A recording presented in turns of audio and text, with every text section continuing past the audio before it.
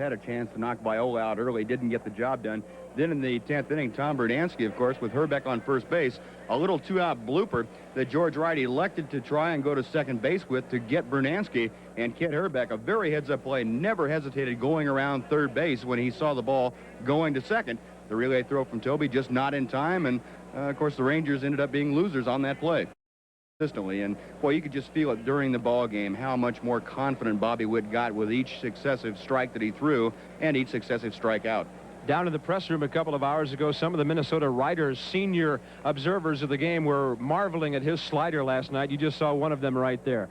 In the bullpen tonight, warming up for the start, Mickey Mailer, his third start of the season. Mickey getting the opportunity because of the injury to Mike Mason. And interesting thing Mickey has said before, he likes to be in situations where he can start against a ball club that may be expecting him to throw a lot of breaking balls. He says when he does that, he tends to go out and throw more fastballs early in the ball game, try and get them off stride. And of course, Minnesota, a very good fastball hitting ball club, should be a good matchup. In 4 innings of outstanding relief at Chicago last week, Mickey threw a fastball that he admitted was just about as well as he's ever thrown in the big leagues.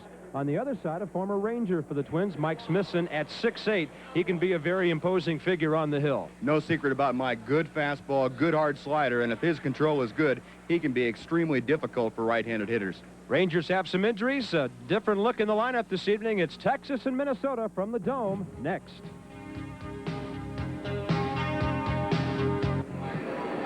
It's always comfortable inside the Dome. Weather-wise, it'll be the Rangers batting against Smithson this evening. Here is the starting lineup. Curtis Wilkerson starting. He's the shortstop. Gary Ward's batting second and left. Pete O'Brien back in the lineup at first base, and Pete Incaviglia is the DH. Ruben Sierra in the key number 5 spot this evening. George Wright's in center. Tom Pichurek is playing third. Toby Harrah is at second. And the start this evening behind the plate for Gino Petralli. And defensively for the Minnesota Twins this evening, Billy Beane getting the start in left field. Kirby Puckett, the center fielder, and Tom Bernansky in right. Kent Hrbek, the first baseman. Steve Lombardozzi at second base. Greg Gagne, the shortstop. And Gary Gaetti at third base. Tim Launder behind the plate. And he will be handling Mike Smithson tonight. Mike, with a 1-2 mark against the Rangers last year, 3-3 lifetime. He will tie Frank Viola this evening for the league lead in starts, his 14th of the year. Mike is on a bit of a negative roll. He has lost his last 2 starts. Last win came against Milwaukee, a complete game victory here. That was on May 25th, a 4-3 score. Mike made 4 starts last year against the Rangers in going 1-2. And his last start, September the 16th, he had a no decision here. And then on September the 26th, he lost to Jose Guzman, even though he threw a 6-hitter. Jose shut them out by a score of 2-0. Well, big Mike Smithson on the mound at 6'8". As Bob mentioned, a very imposing figure, and he re-emphasizes that on many opportunities that he has to right-handed hitters by throwing inside. He is not at all shy about coming high and tight to a lot of right-handed hitters, and that has really made him an effective pitcher, Bob. And Mr. John Shulock, who is calling the balls and strikes this evening, will have his eye on some of those insiders. Dan Morrison's at first, Jim McKean at second. Al Clark, who worked the plate last night, is at third. The Twins, with a win tonight, could get back to 500 here at home. They are 11 under 500 overall. The Rangers are a game over 500 on the road, going in with a record of 13-12. Ball game number 57 for the Rangers and 58 for the Twins. Curtis Wilkerson will bat from the left side. Leading off, the switch hitter is hitting .260 from the left side, .230 overall. And Curtis has been a hot hitter as of late. He's hitting .324 in his last 11 ball games, improving his average from 184 up to that .230. It's 12 for 37 over that stretch.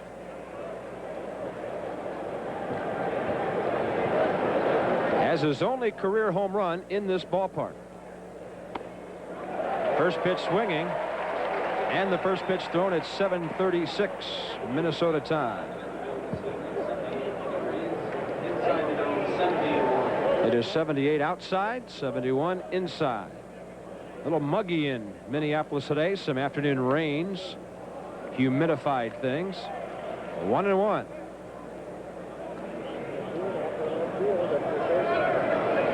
Smithson is 6'8", 215. If it's fair, it's good news for the Rangers down the left side, but it is fouled by a good 8 feet. It'll be 1-2. Coaching at third for Texas is Tim Foley. Art Howe, who is overseeing some of the action in the hotel weight room this morning, is over at first. A lot of the players have been working on the Nautilus and the weights while on the road to stay sharp. O'Brien and Sierra were there comparing weights with our producer Dave Burchett, who was pumping some iron. Fastball running outside, 2-2. Maybe they were lifting Dave.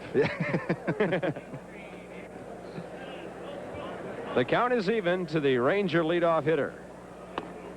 He did a good job of laying off a couple of pitches outside, 3-2. Curtis has pretty good speed. He hits from a wide open stance.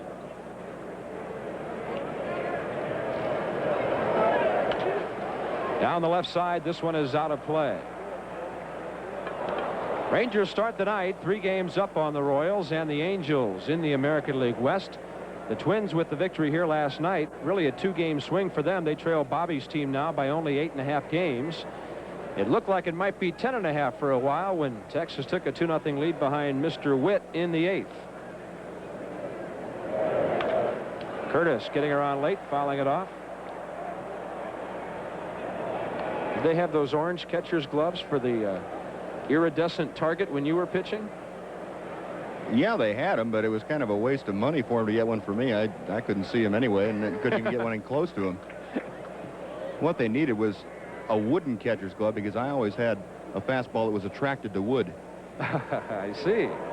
Up the middle, Curtis gets things off to a good start. Pretty good job of hitting. He laid off a couple of pitches where Smithson was biting at the outside corner. Then he fouled off a couple, and then he took him right up the middle. Curtis has stolen 4 this year and been caught 4 times. He's aboard. It's nice to have a man on the ball club like Curtis Wilkerson when you have your leadoff man Oddibe McDowell unavailable for duty. Curtis getting the job done here in the opening frame. Oddibe was out playing catch about a half hour ago with another injured player, Mike Mason, down the right field corner. Mike is nursing a pulled hamstring. Gary Ward hitting in the number 2 spot this evening. You know, I've heard hitters and catchers say they've had trouble picking up the ball here indoors. I didn't know that pitchers had trouble seeing the catcher's glove, and they had to paint the thing orange.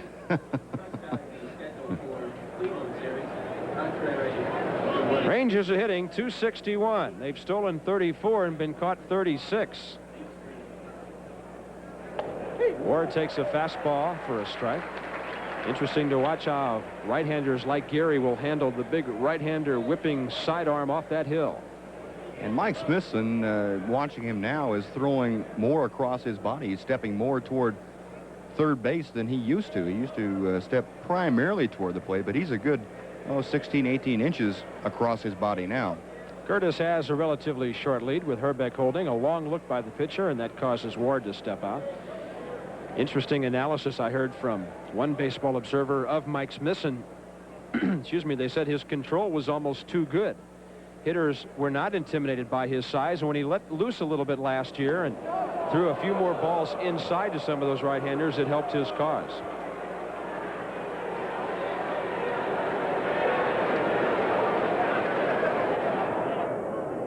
Big number 48 from Centerville, Tennessee, still lives there. Came up with the Rangers in '82, went 3-4 the following year, 10-14. 2 15-win seasons so far here in Minnesota. Off-speed pitch, Gary didn't get it, 0-2. All those arms and legs coming at you, then he takes the off-speed. Very difficult for a hitter, especially a right-handed hitter, to pick the ball up. You mentioned the elbows and kneecaps coming at you, and of course Mike has that big long extension behind him, so the hitter doesn't see the ball until the very last second. There's the inside fastball, an 0-2, and he just missed with it. Gary has 25 RBIs. He picked up 2 of them in the 8th inning last night on his looping triple to left center. That was to be the extent of the Rangers scoring. Smithson has had Herbeck scrambling for a couple of throws at first base.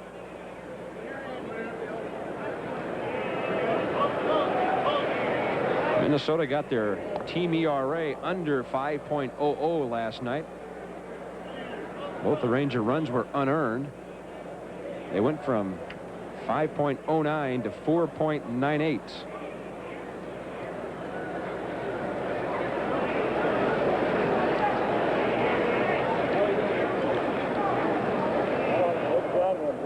Off-speed pitch, 2-2.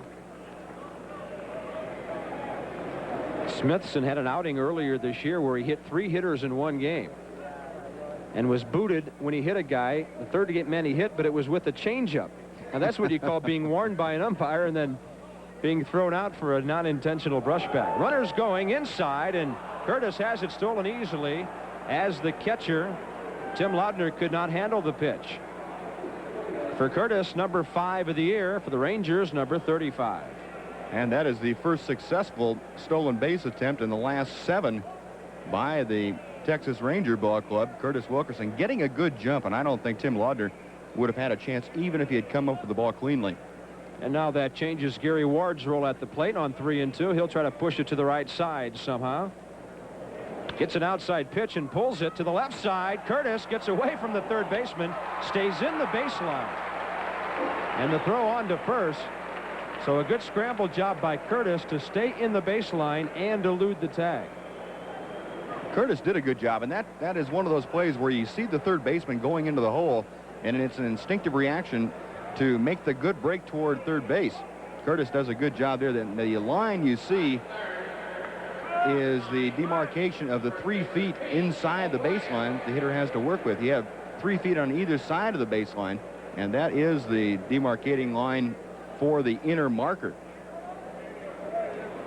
He's at third with 1 out. Pete O'Brien, who didn't play last night, has a chance for his 30th RBI.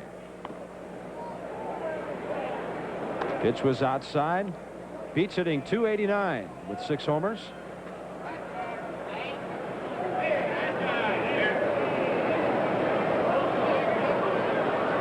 But he's been struggling in his last 5 games. 0 for 16. And is hitting .164 in his last 16 games. At the start of that stretch, he was hitting .341. This is a big bat the Rangers have got to have in that number 3 spot. Ball 3.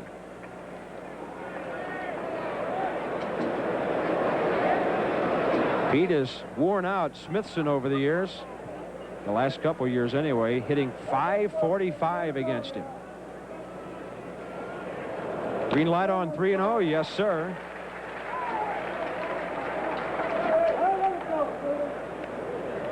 Outfield has Pete swung around to the right just a bit. The right fielder is straight away, but they have him, Herbie Puckett, toward right center and Billy Beane over toward left center.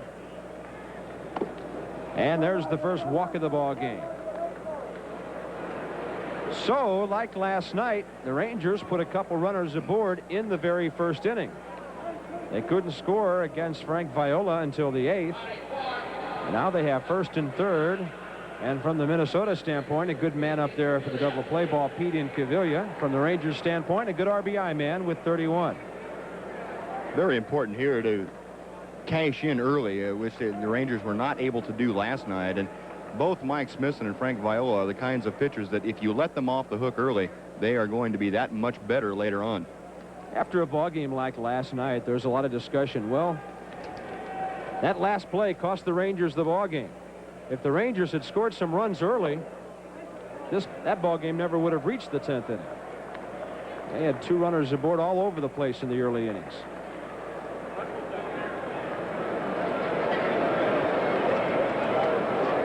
Pete is hitting .272.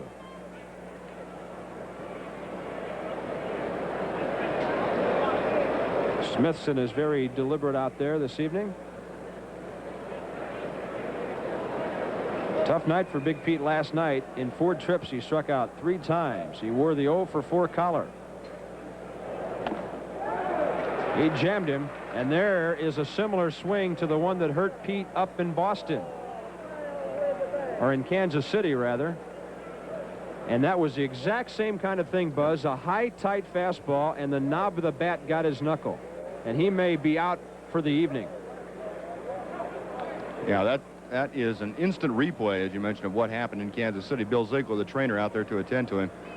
You can see where the tape is on that middle finger, but having the knob of that bat between the first and second finger, when Pete tries to check his swing, he's so strong and is generating so much velocity with that bat, the knob really puts a lot of pressure on that middle knuckle. It's the middle knuckle of the middle finger. Now watch how he starts the swing and then tries to stop. That is an awful lot of strength to stop a swing like that, and boy, the knob of that bat just digging into that middle knuckle. The big question now is who will be the DH. The two left-handed hitters on the bench are both hurt, Darrell Porter and Oddibe McDowell. Remaining are Steve Buechele, Scott Fletcher, and Orlando Mercado.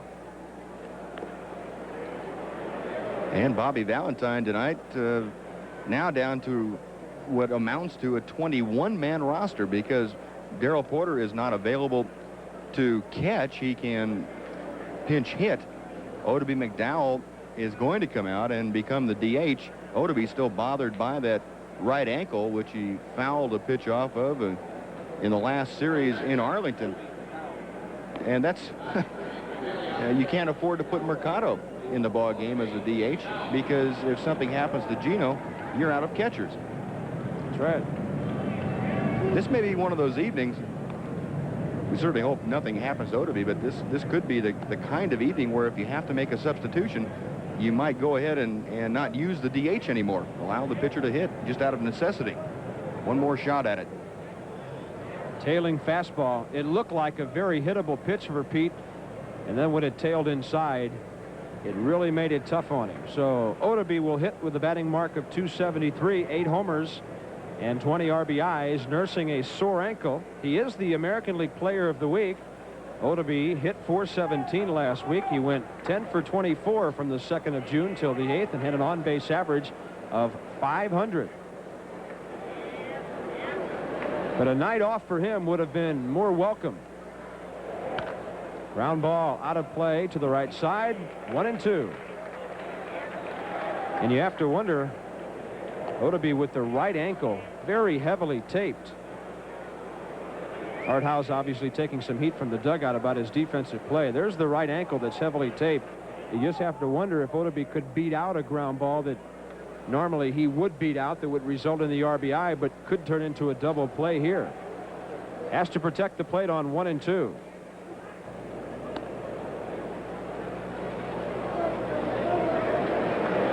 Pete's at first, Curtis at third. One out in the first. Rangers trying for the lead. They've already lost Pete Incaviglia. Breaking ball right at the second baseman. Oddibe just can't run. 4-6-3. Smithson with the help of the double play, ball out of the inning. A walk, a stolen base, and a hit. Rangers can't score. Twins up for the first time in a moment.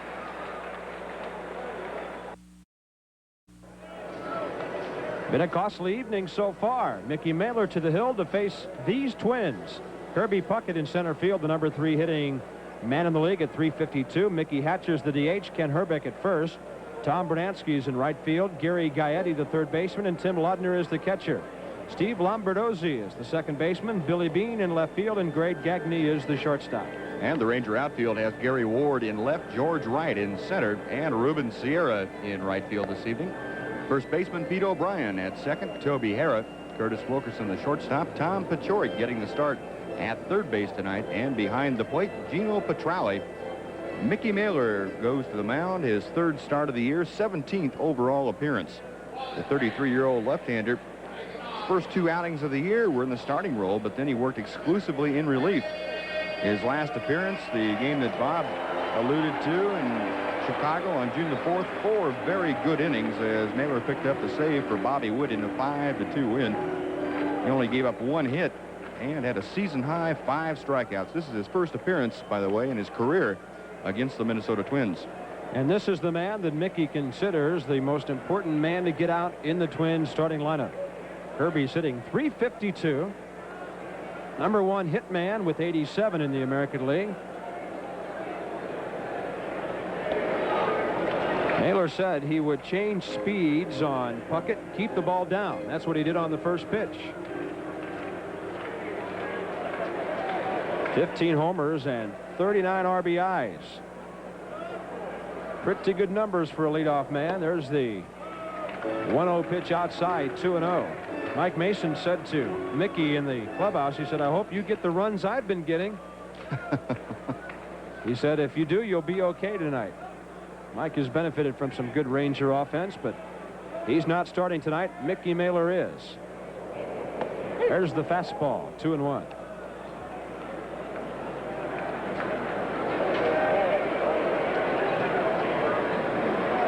Kirby Puckett, 5'8", 185 from Chicago.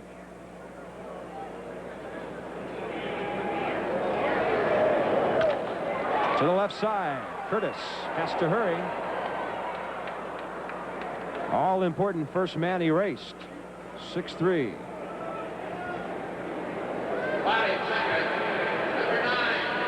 They've got some aggressive guys batting first and second this evening. Kirby Puckett, followed by Mickey Hatcher, who's DHing. Hatcher with a mark of 257 and 7 RBIs. He entered the ball game last night in the 9th inning as a pinch hitter.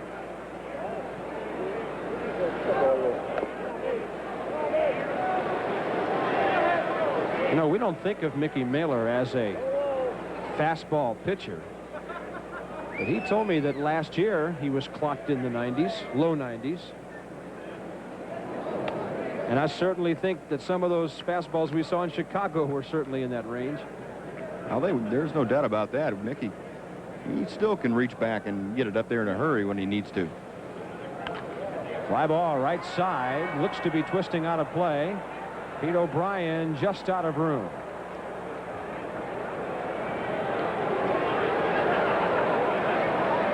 Talking things over with Dan Morrison, the first base umpire.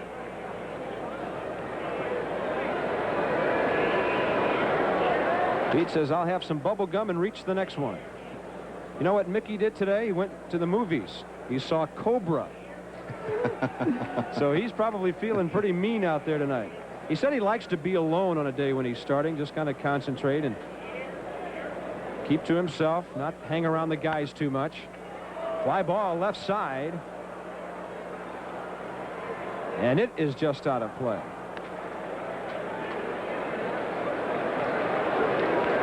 Mickey does not eat meat on days when he starts. Has a real routine, although he hasn't started much. And he seems to like starting more than relieving. His big problem as a reliever the last couple of weeks was getting enough work because Greg Harris and Mitch Williams have been doing such a great job. The middle guys have not been pitching much. Another off-speed pitch, and Hatcher was way out ahead. 1-2 is the count.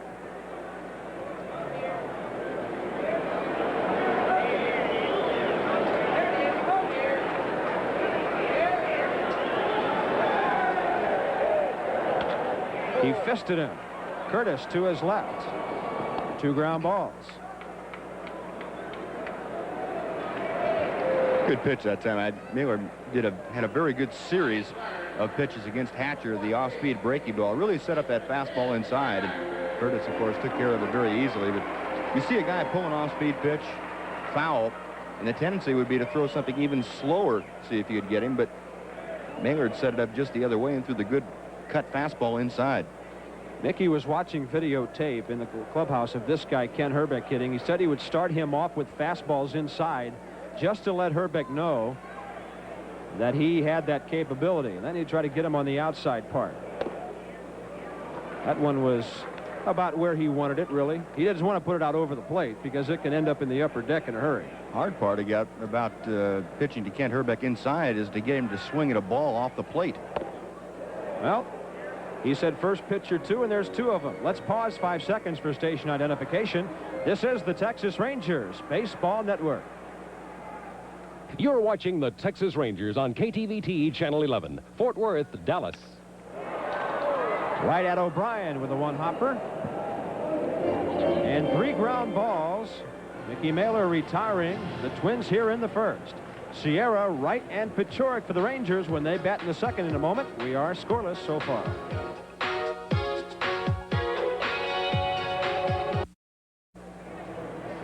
This copyrighted sports broadcast is authorized under television rights granted by the Texas Rangers Baseball Club solely for the entertainment of our audience. Any publication, reproduction, rebroadcast, retransmission, or other use of the pictures, descriptions, or accounts of this game without the written consent of the Texas Rangers Baseball Club and Gaylord Broadcasting is prohibited.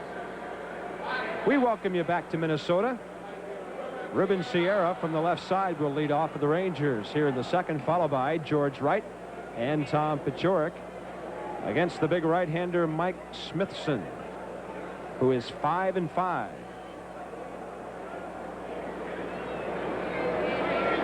Ruben is hitting 160 left-handed, 194 overall. He has home runs from each side of the plate, 2 of his 3 from the left side.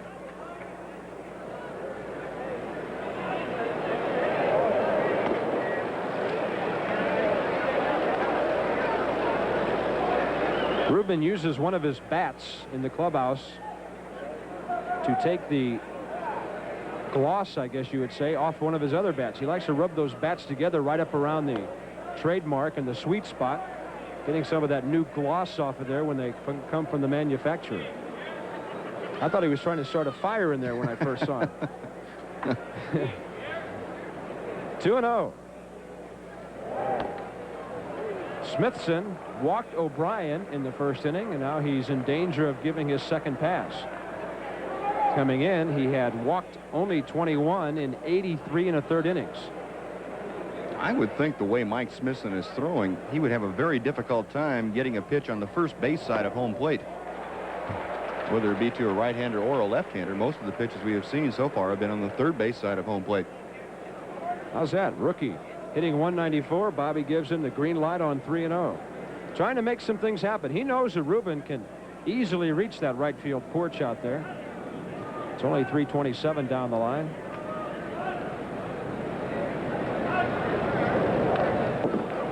Got a fastball low and went after it. 3-2. 327 down the line, but then that wall juts straight out. It doesn't curve out like some of the big symmetrical parks, and it's only 350, 360 in the alleys until you reach center field when it's 408.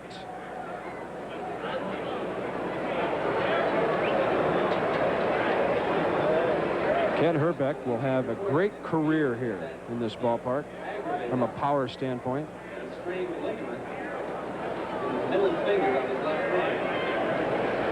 Red Sox are losing again this evening. They've had some problems this week. Ruben Sierra pops one out of play to the left side. It's Toronto 3, Boston 1 in the 5th. Sellers against Cerruti. Dave Stieb beat the Red Sox last night up in Canada.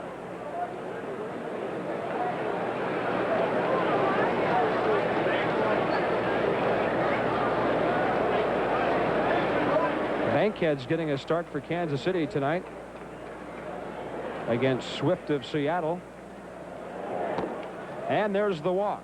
Second straight inning now. The Rangers have put the leadoff man on. Walk number 2 issued by Smithson.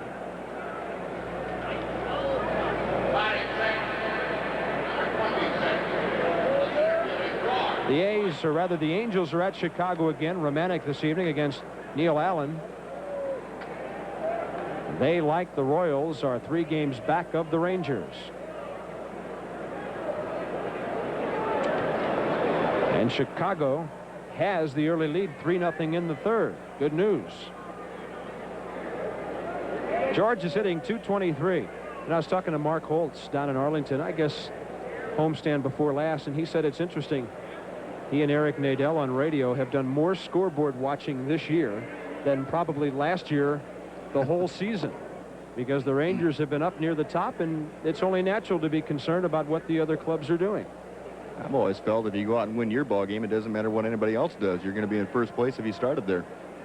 That's right. You want to see some scoreboard watching, wait till around the middle of August or the 1st of September when the races are getting hot. Then you'll see the fans and the press and the players keeping their eye on those out-of-town scores all the time.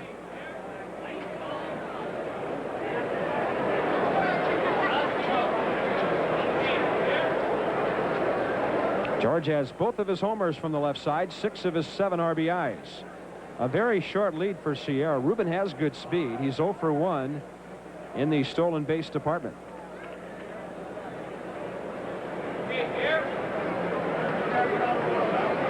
Well, we hope the Ranger fans will get to experience some of that excitement later on, but that's still a long ways away. Up the middle.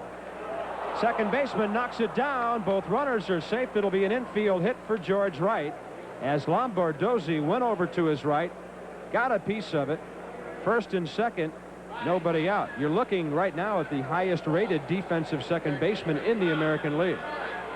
Well, the chopper, we talked last night about how bouncy this turf is. That's one of the problems. If that ball stays down, Lombardozzi has probably an easier play on the dive, but he not only had to dive and try and catch the ball, but gauge how high it was going to bounce on that hop that he got. And he did knock it down, but was not able to control it. As Tom Paciorek steps to the plate, you can almost think what Bobby Valentine is thinking right now in terms of the ball club has to sooner or later start cashing in these opportunities. Failing to do so in the early innings last night cost them the ball game. You have an experienced hitter up there in Tom, who's hitting .298. And Bobby would like to get some help from the bottom of the order. Number 7 man up there now, Hera and Petralli to follow. Sierra and Wright have done their job by reaching here in the second. Breaking ball missing, 1-1.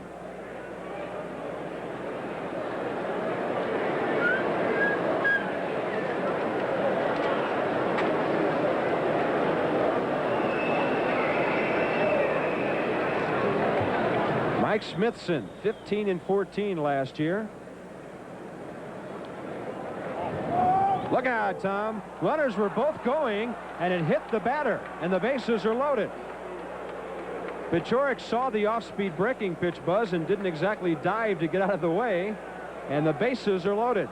Smart hitting by Tom Paciorek, and he held his ground. Well, we had mentioned the difficulty Mike Smithson's having tonight getting the ball in the outer part of the plate to a right-hander. And that was a good case of it right there, because the breaking ball starting inside did not break at all. And I think Tom Paciorek felt that it was going to break back toward the plate a little bit, but it surprised him in that it stayed relatively straight. The 8th hit batsman by Smithson on the year. You know, I talked about his being too precise as you see John Butcher warming up. Some folks felt his control was too good. Well, last year he cut loose a little bit, and he hit more runners. Rather hitters, 15, which was half of the staff total. But at the same time, he also allowed about 10 fewer home runs last year, so hitters were not digging in on him. But now he has dug himself into a hole. Bases loaded, nobody out. Toby Hera with a great opportunity to add to his 18 RBIs.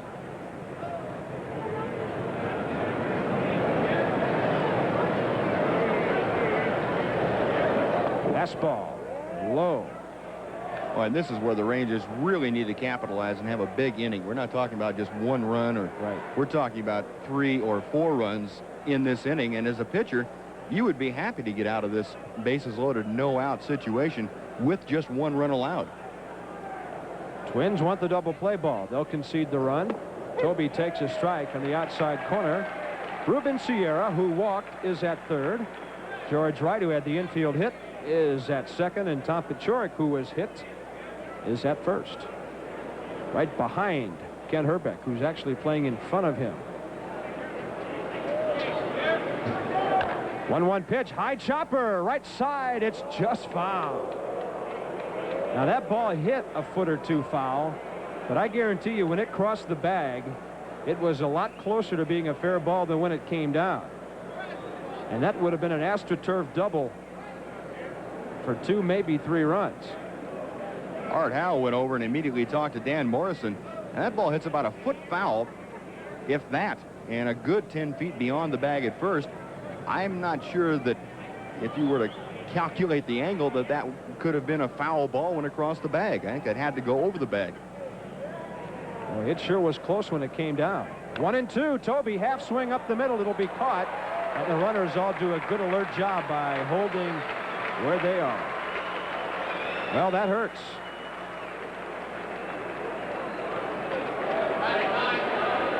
Now Gino Petralli, who starts seldom, will have a big opportunity here. Gino has no RBIs on the year. He's hitting .200. He came walking into the dugout this evening with 4 bats. He said, I hope I get to use each one of these one time. He said, I want 4 good at-bats out of this starting assignment tonight. He's a switch hitter. 5 for 25 left-handed. It's low.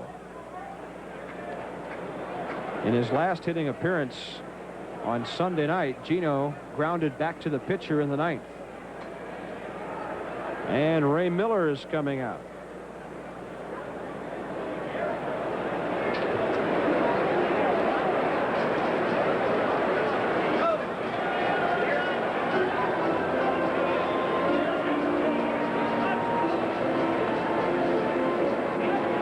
Rocky going early. You know, a starting pitcher, Buzz, which you well know so well, does so much mental preparation, everything for a start.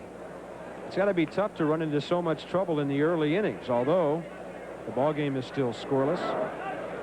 But you work so hard to get ready, and then you get out there and things aren't going your way. A lot of times you get yourself over ready mentally, and it's a little tough to settle down. That's a fastball, 2-0. I think that's one of the things you talk about, especially the good pitchers. If they're going to have problems, they usually have them early, and if you don't capitalize on them, all of a sudden they do settle down and get into a groove both mentally and physically and become very tough pitchers as the game wears on. To the right side, foul. Gino became a switch hitter in 1980 in the Florida Instructional League.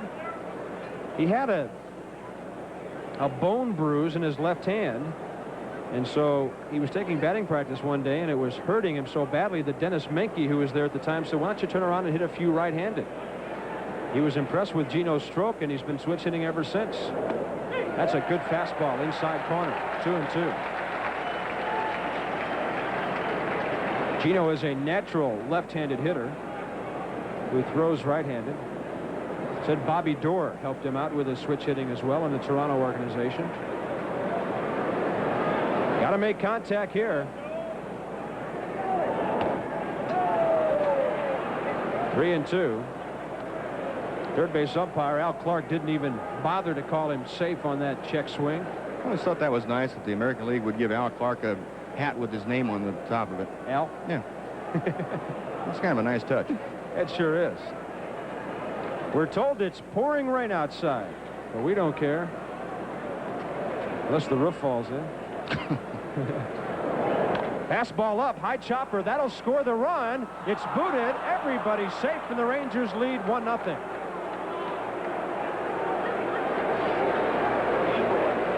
Error on the second baseman. Only the 3rd error in 240 chances this year against Steve Lombardozzi.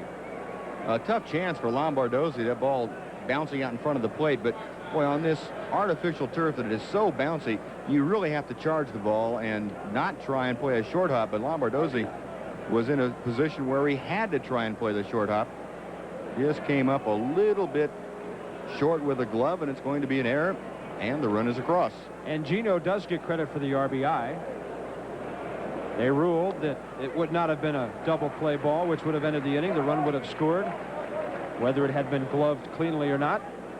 Now, Curtis Wilkerson, behind in the count 0-1, could break this thing wide open. That was Gino's first RBI of the year. Pickoff move to third. George Wright back easily.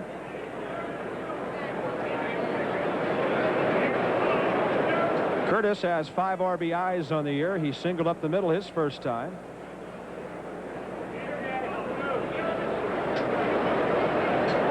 Fastball away. He tried to right it down the left side. 0-2. That pickoff play at third is very difficult when you have a left-handed hitter up, because the timing is with the third baseman and the pitcher, and it's easier when the third baseman is closer to the bag. And when a right-handed hitter is at bat, he does not have to move as early. A left-handed hitter up, he's playing farther from the bag, and it's much easier to pick up his movement. There's the alignment that illustrates Buzz's point, and Curtis strikes out. That's the first strikeout. It was a breaking ball away that came in, and Curtis couldn't get down to get it. And unless Gary Ward gets a 2-out hit here, a potential big inning will be just 1 run. Gary had that big 2-out triple last night that gave the Rangers their 2 runs, so maybe he can get the job done again. Breaking ball down. Strike 1. Ward grounded to third his first time on a play that Curtis Wilkerson used to move over to third, eluding Gary Gaetti, who had to go to his left to make the play. Rangers stranded runners at first and third in the first. Bases loaded, 1 out here in the second with 1 run in. That's a pretty nasty fastball in the inside corner.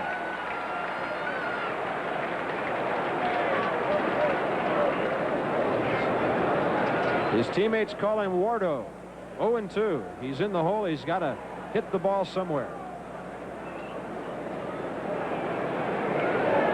Unless it's that far outside, which is where Laudner was giving the target.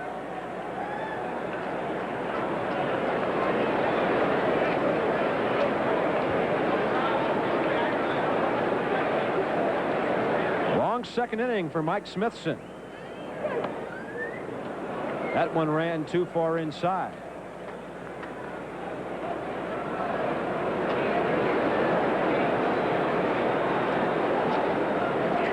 Smithson had the Twins' longest winning streak last year, 6 games from the end of June to the end of July.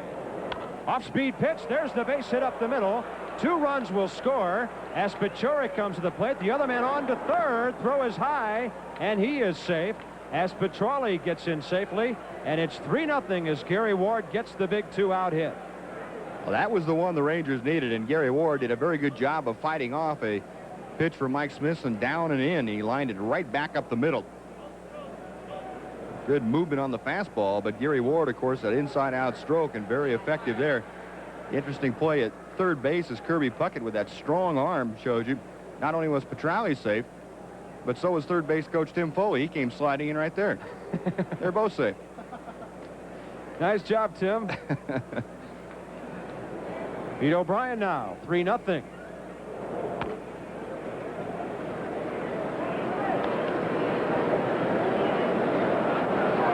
That was a big hit early in the game. Maybe set the tone for the evening. As Buzz mentioned earlier, you let a guy off the ropes, he'll come back and knock you out.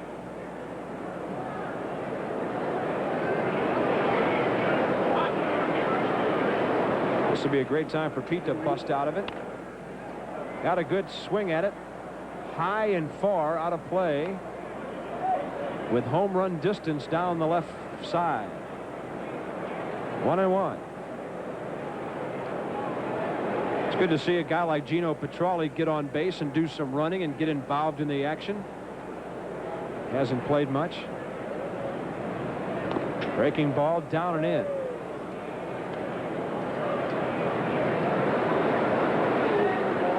Gino's from Sacramento.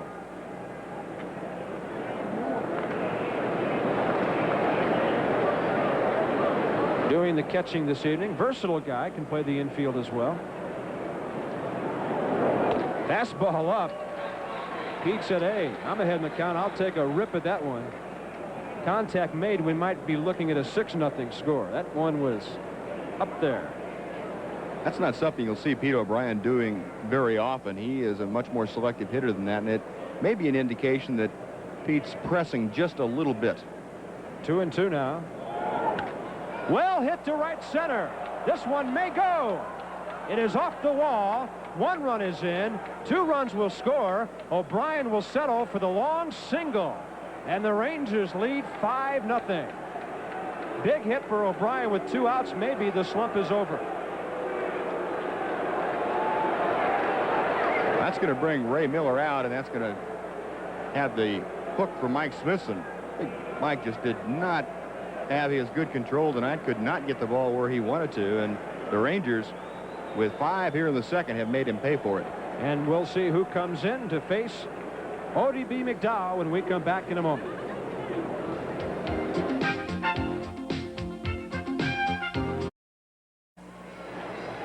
Five-0 Rangers on the big swing by Pete O'Brien, and here it is.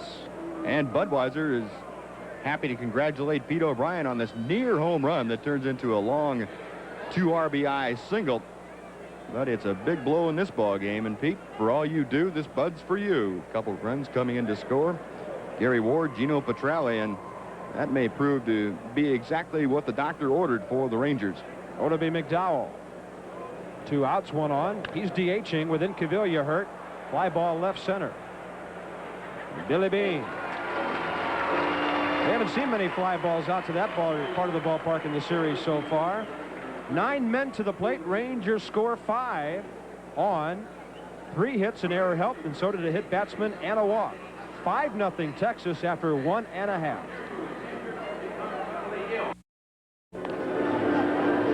The Hubert H. Humphrey Metrodome in Minneapolis, where it's 78 degrees outside and raining, 71 degrees inside and dripping. Yeah, a little problem with the dome. It's dripping slightly onto the carpet. Nothing serious, though. We're not in danger of being rained out in here. They won't cover the infield? I don't think so. Okay. I remember when the Astrodome first opened, the Cubs were playing there, and Leo DeRocher was mad because it was leaking, and the scoreboard flashed. But Leo, if we didn't have a dome, we wouldn't be playing tonight. The lip went back to the dugout. Tom Bernansky. I'll tell you, we thought this guy had been around forever. The game note said this would be his 24,400th at-bat of his career. I didn't think he was that old. They added one too many zeros onto that. It's 2,440. There was a rain delay of 9 minutes here when the Angels were in town earlier this season. They finally found the bucket and resumed play. High and long to left center, but there's a lot of room out there. George Wright has plenty of it. 4 in a row retired by Mickey Mailer and Buzz. A point we talk about often. After your team has given you some runs, important to go out there and get that first hitter. Very important, and right now Mickey's in a position where he can go out and go right after the hitters, trying to use an economy of pitches that will enable him to work longer in this ball game. But right now, a 1-2-3 inning for him would be very important, and for the ball club. Gary Gaetti hitting .258. It's still early. Keep that in mind. This Minnesota team can hit, especially in this ballpark. They have a batting mark of .272 with 88 home runs. So 5 runs is not out of their reach by any means. Gaetti has hit 14 homers. Driven home 32. Pretty good hummer right there. Probably the best of the evening, as Mickey threw it right by him on a 2-0 count. Mickey lives down in San Antonio now.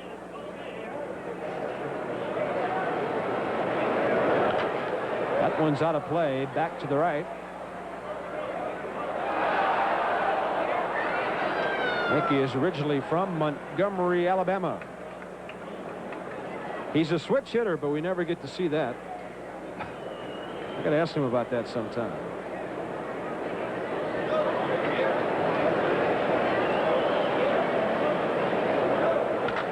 Well hit to left center. Nobody will get this one. Hopping quickly to the wall. George Wright. A little trouble coming up with it, but it is a 1-out double off the bat of Gary Gaetti.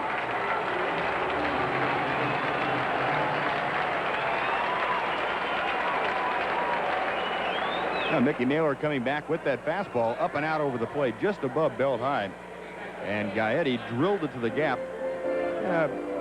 I'm a little surprised that Gaetti did not try and go to third base when he saw George Wright bobble that ball with 1 out. You would like to get to third if at all possible, but he had chosen to stop at second base far too early, so he had no chance to put the speed on again and try for third. Popped up, right side. Room for Pete O'Brien. It came twisting back in, but just not enough. You might remember during last night's game, Mickey Mailer was doing some warming up in the late innings. Mickey said that Tom House wanted him to go out and just throw for 2 or 3 minutes. He had only thrown once since his outing at Chicago last week.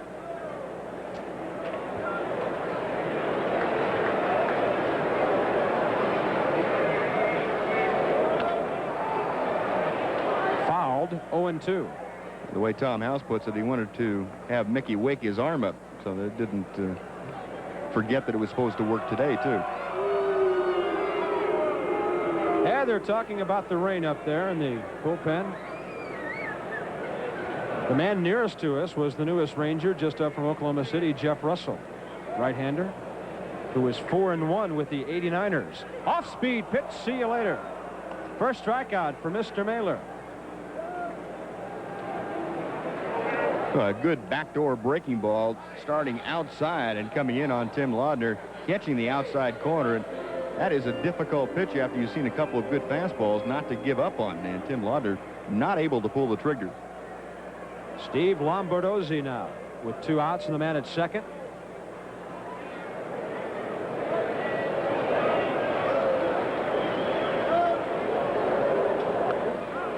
Petralli went down to get the fastball. Twins are trying to chip away with 1 run here in the second.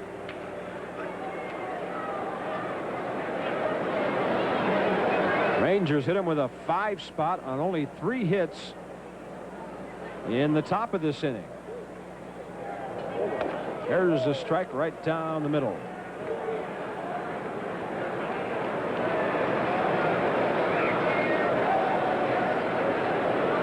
Lombardozzi made only his 3rd error of the season in that inning.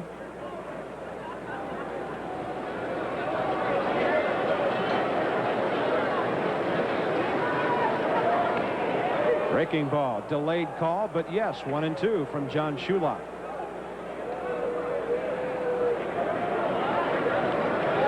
Mickey Mailer, 33 years of age.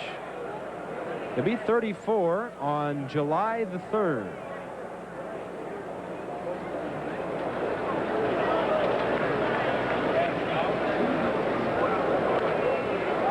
Fastball, straight back.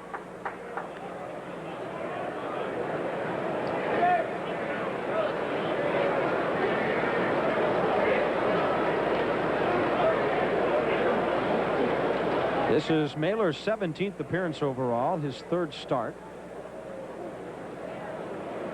Record of 0-1, but a good ERA of 2.94. Breaking ball, base hit, left field. Ward cannot charge it, and Minnesota has picked up that run. That was a hanging curveball.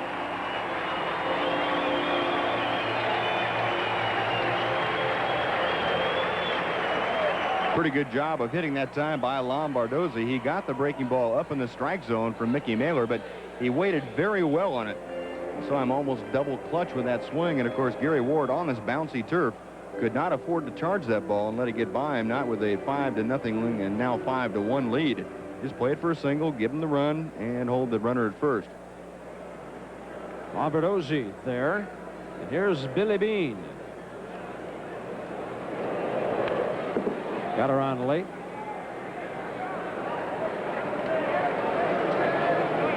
Billy Beane came over from the Mets organization.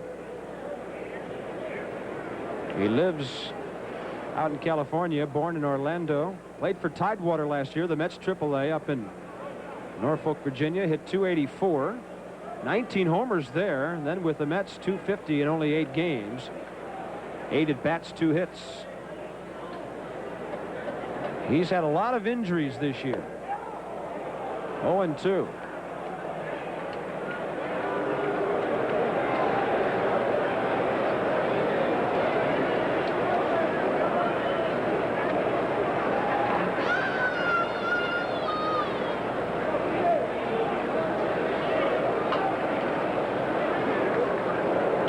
Up the middle, Mailer gloves it, throws him out, preventing further damage here in the second. Minnesota picks up a run on the double by Gaetti. Lombardozzi's RBI base hit.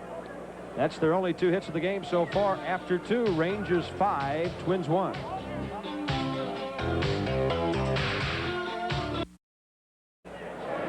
Sunday, June 22nd, following the Ranger game with Oakland, it's the 20th anniversary celebration of the Hey Hey We're the Monkeys.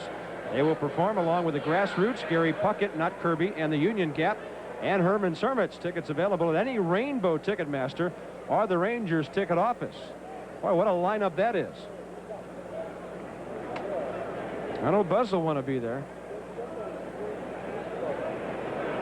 That's a Billy Beane fan. Billy came over from the Mets. Yeah, you have a lot of fans all over the country when you're 9 games out ahead, don't you? New York, what a start. Here's Rubin. Walked and scored in that 2nd inning rally. He was the first hitter there, as he is here in the 3rd.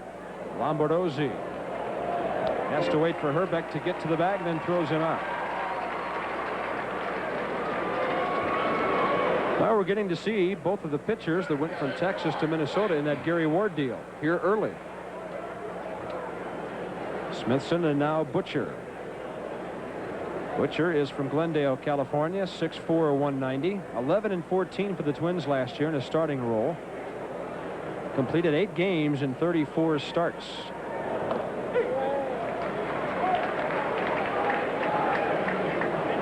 George Wright had a base hit off the second baseman's glove in that 2nd inning, elevating his average to .232. Hard hit, foul into the Ranger bullpen.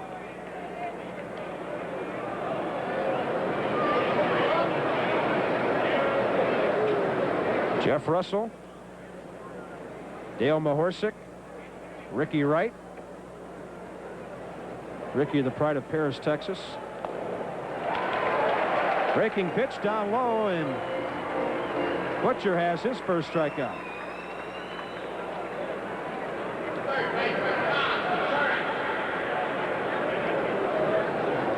Two up, 2 down very quickly.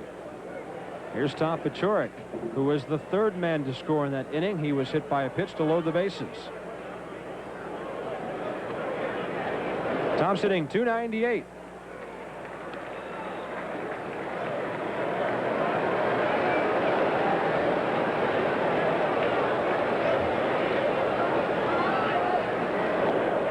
Couldn't lay off the low outside breaking pitch.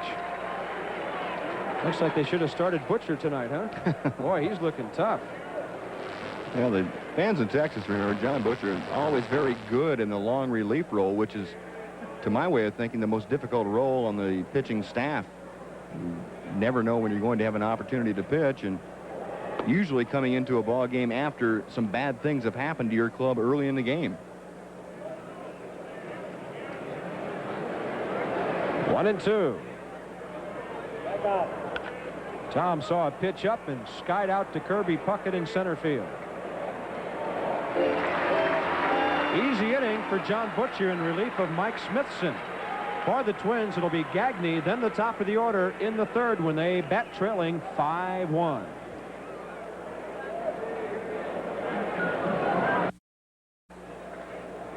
Mickey Mailer against the shortstop Greg Gagne. And the Minnesota 3rd is underway with a fastball low. Greg Gagne hitting .263 with 3 homers and 16 RBIs. .225 hitter here last year. Well hit, high in the air to left field. Going back is Gary Ward. Ball carries well in here. Mailer has retired the first man for the 3rd straight inning.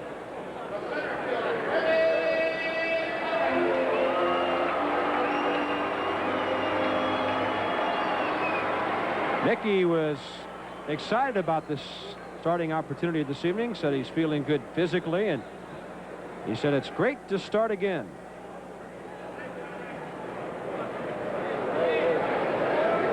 He's been given 5 runs to work with. Here's Kirby Puckett, who he retired on a ground ball back in the 1st.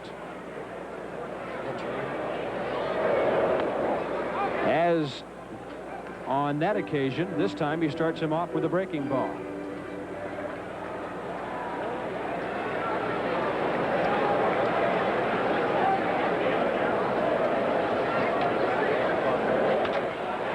fastball. Rides it to the right side. It is off the wall. It gets beyond Ruben Sierra, but he recovers in time. Kirby Puckett has a double. And that young man has tremendous power to the opposite field. We saw it last night. He used to hit nothing but balls to the right side. They got him to pull it more after spring training. You know, this wall here, Buzz, the ball just deadens off that canvas out there, so Ruben could afford to go all the way back to the wall and then let the carom come out in front of him, because it doesn't come out like it does off the monster in Fenway. Yeah, the only problem was he got to the wall and did not play the carom, so it came down to his glove. He let it bounce off the track, and that's dangerous with a guy like Puckett who can run so well. Mickey Hatcher fouls one back. You know, the Kirby Puckett thing was getting so much in spring training with him hitting the ball to nothing but the right side. The Twins were looking for somebody else to lead off. Not anymore. Kirby has a whole bunch of extra base hits this year. He's #1 in the American League. With that ball jacked off the right field wall, he now has 30 extra base hits on the year. Jose Canseco of Oakland is second with 28. Mattingly, Barfield with 27. Henderson and Bernansky with 26. Breaking ball, 1-2. Boy, it's not often you get a leadoff man who can run and who can hit for power. There's the little guy right there. But he is built so solidly and is very strong. Obviously pretty happy with the way he's playing.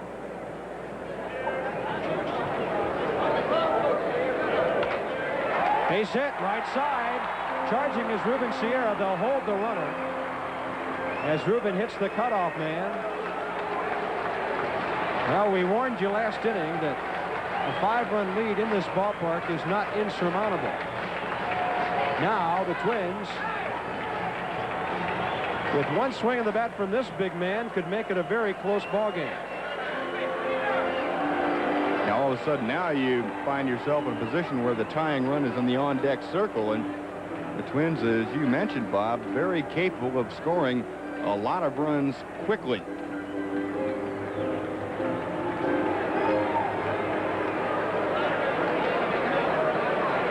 Dale Mahorsik is heating up in the Ranger bullpen. Well, Mickey Mailer's been presented with 5 runs to work with, and you hope that Bobby Valentine will not have to dip into the bullpen here in the early innings like Ray Miller has had to. Herbeck grounded to O'Brien his first time. Rangers will concede another run for the chance at the double play grounder. Fastball low.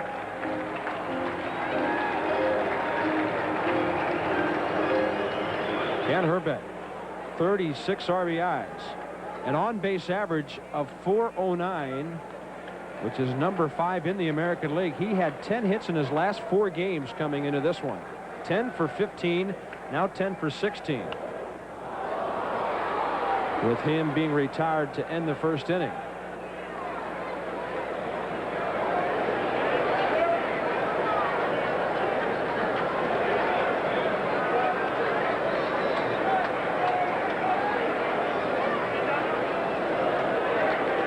Lansford has hit a home run. Oakland leading at Cleveland, 6-5 in the 7th.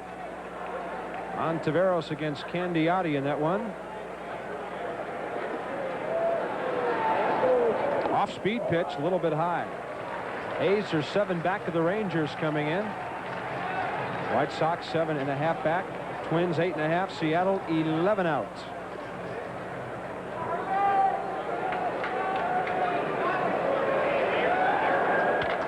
Base hit. 5-2. Runners will hold at first and second.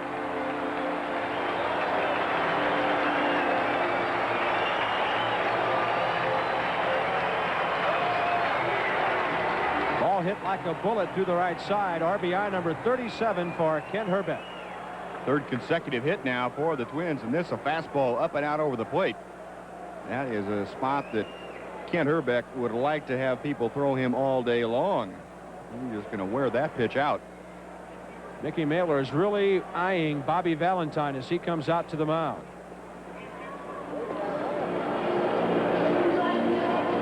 Mickey obviously amused by something the manager said. Meanwhile, Dale Mahorsik is still heating up for a possible early inning appearance here. Right-handed hitters coming up. Bernansky is next. This is a guy that Mickey probably has to retire to stay in the ballgame. Tying run is at the plate. 5 Minnesota hits now. They've out-hit the Rangers 5-4. Bernansky flied to center his first time. Mickey needs the old two-hopper right at Curtis Artobi.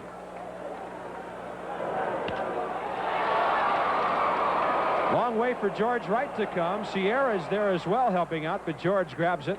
2 down. And that's a case of a hitter maybe helping out the pitcher a bit, Buzz. Looked like that pitch was up and out of the strike zone, and then Bernansky, a good fastball hitter, but could not get on top of that pitch. Swinging at the first one. 2nd out. Here's Gaetti, who doubled to the gap in left center. Later scored on Lombardozzi's single in the 2nd. These Twins can throw some bats at you. They've got some big production from the middle of the lineup, as Steve alluded to last night.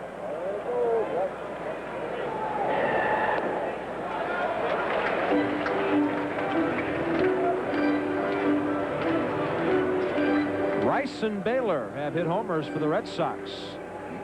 They've gotten back even in the 7th at Toronto, 3-3. Steve will update all the baseball for us in the next inning or so.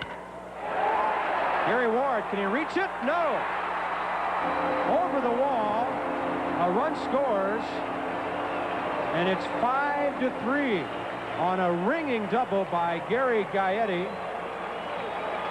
May have been a break for the Rangers. If that ball stays in play, the other runner, Herbeck, may have had a chance to score. You're right, Bob. I don't think there's any doubt about it. That ball getting out of the ballpark after the first bounce saved the Rangers a run here. Again, the high fastball. This time, Gaetti able to get on top of it.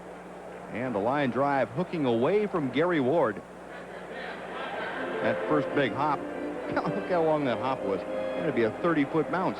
Hit right on top of the plexiglass. Now the tying run is at 2nd. 5-3. A run in the 2nd for the Twins and 2 here in the 3rd. And Tim Laudner is the hitter. He's the catcher. Fastball missing high and away.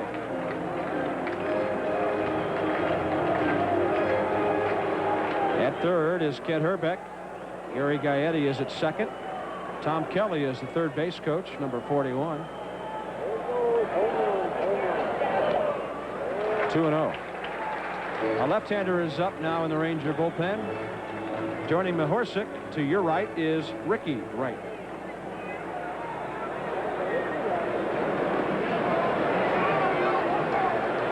Mickey Mailer on the ropes here in the 3rd. Ball 3. On deck is the Minnesota second baseman, Steve Lombardozzi.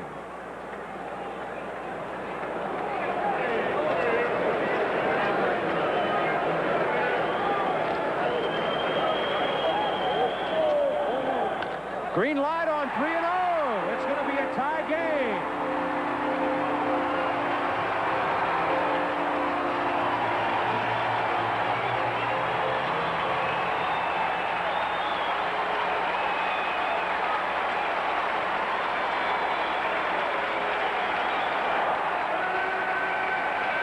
Two RBIs for the Minnesota catcher, Tim Laudner, his 13th and 14th of the year. A 3-0 fastball up.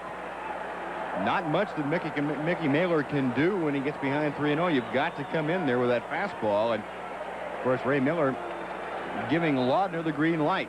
And Bobby Valentine coming out. He's going to take Mickey Mailer back to the dugout with him. Ricky Wright gets the call. We'll be back from Minnesota, where it's now 5-5.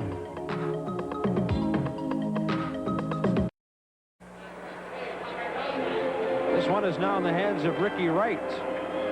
Mickey Mailer lasting only 2 2/3, giving up to this point 5 runs, 7 hits, no walks, 1 strikeout. He's responsible for the man at first, and the hitter is Lombardozzi. 4 runs in the inning on 5 hits.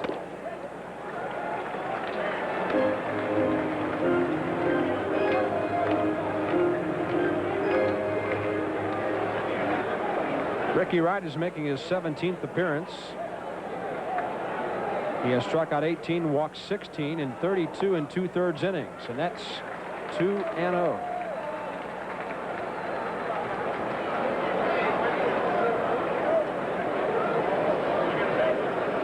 Wright has started 1 game this year.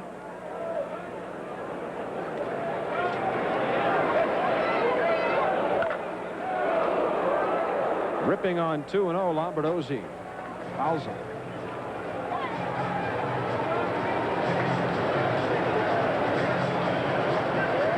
So we're into the bullpens here early.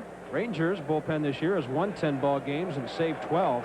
Minnesota really had a lot of problems with their pen early in the season. They've only had 5 wins and 4 saves out of their relief corps, and here they are in game 58 of the season. The save that Frank Pastore had the other day against Kansas City was their first one in a month. That's a long time between saves. Last year, their starting pitching fell apart on them. 3-1. And as you said last night, a manager like Ray Miller, an outstanding pitching coach for years in the Baltimore organization, had to really feel the effects of that. Right now, it's the Ranger bullpen trying to snuff out the Twins here in the 3rd.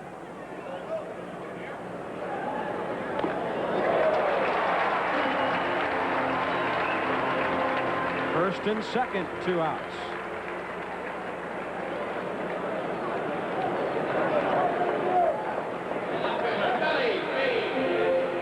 And Billy Beane is the 9th man to bat in the inning.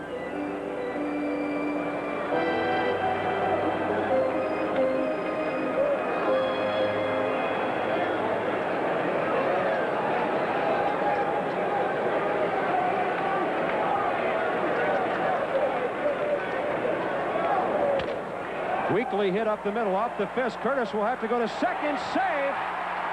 Bases loaded. He probably made the right choice. A long throw to first probably would not have been in time either. Infield hit. Beane got fisted very nicely by Ricky Wright. I think Curtis might have made his mind up a little too quickly. You have to remember, playing on artificial turf, even a weakly hit ball like that still gets to the infielder more quickly.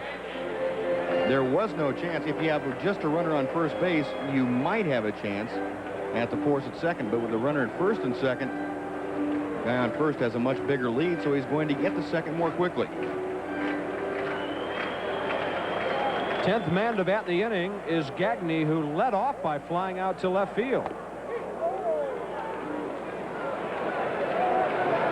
So 7 of their last 8 hitters have reached safely.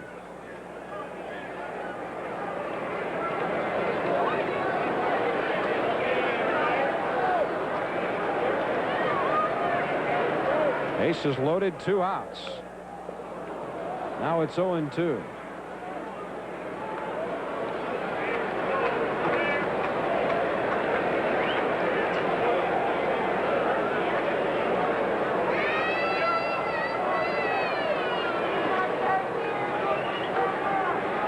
Ricky Wright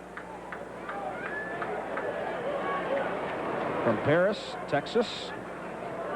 5-4 at Oklahoma City last year.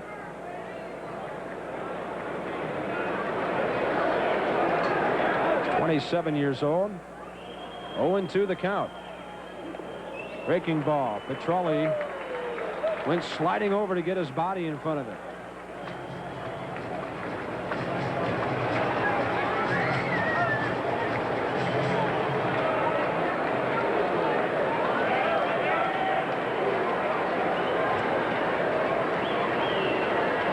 We owe you a station break.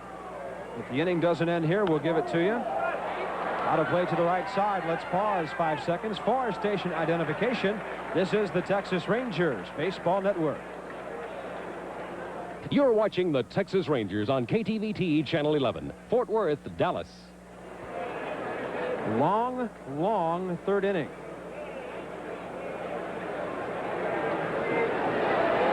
Minnesota with 6 hits and a walk. 4 runs in the frame. The bases loaded. Got a piece of it.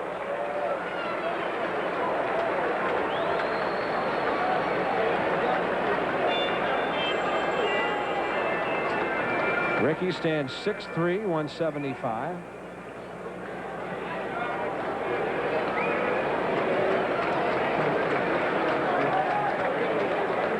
James Richard Wright. Born, raised, still lives, and never will leave Paris, Texas. 1-2. Ed Gagney's hanging tough.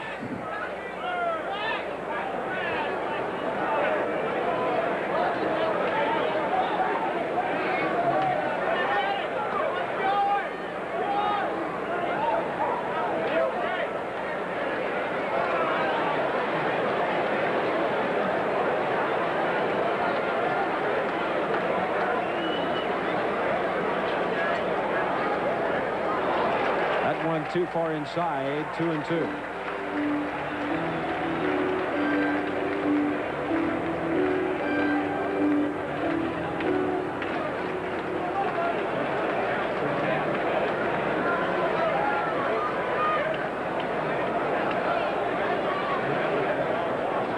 Rickey rather fidgety out there, trying to get a good foothold against the rubber, working off the stretch with the bases loaded.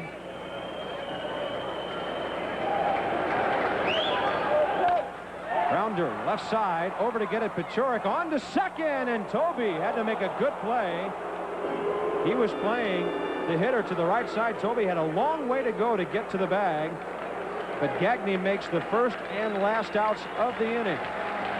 Minnesota scores 4. Frustrating loss last night.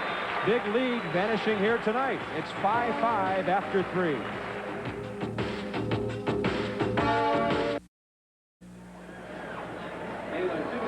Welcome back to Minnesota. Offensive show, unlike last night when we had a pitcher's duel.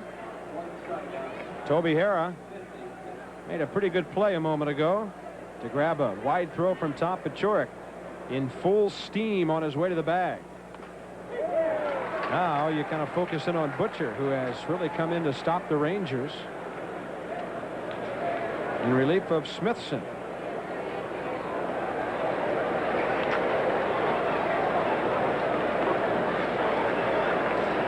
John Butcher is a finesse pitcher.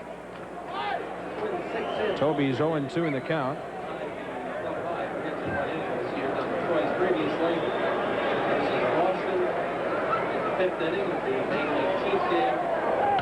Up the middle, shortstop to his left. Right there is Gagney. Had him played perfectly.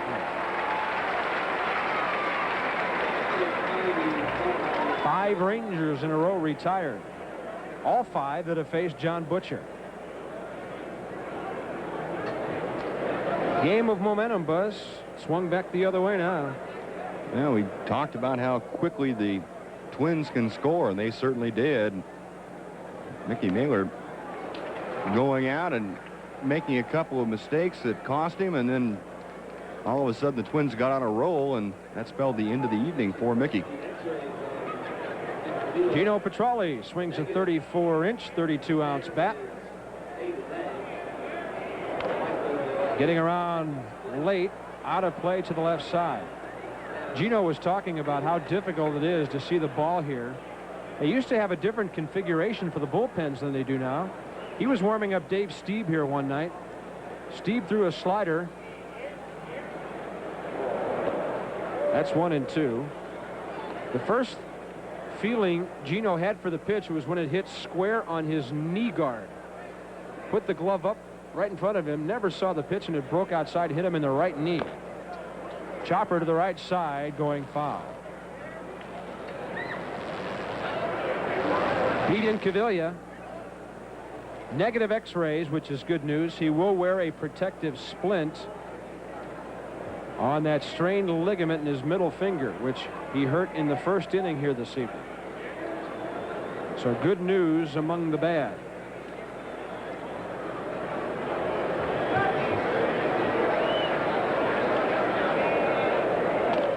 Tried to buzz him inside, 2-2. Well, Steve appears to be warming up a little now. Once he won 2 of his last 3 starts now. Yep. Winner last night. Those Blue Jays are going to make some noise in the East before it's all over. They're just too good of a team to be where they have been in the standings.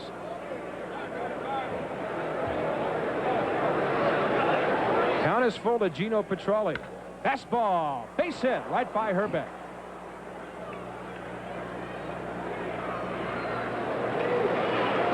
Petralli aboard with 1 out.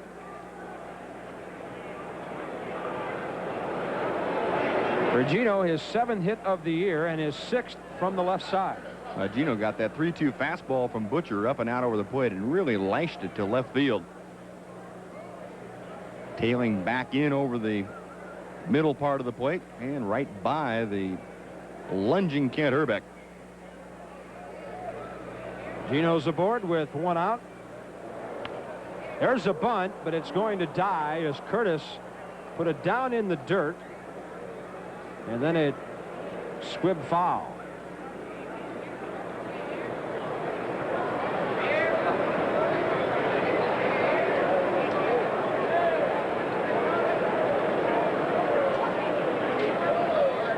Curtis Wilkerson.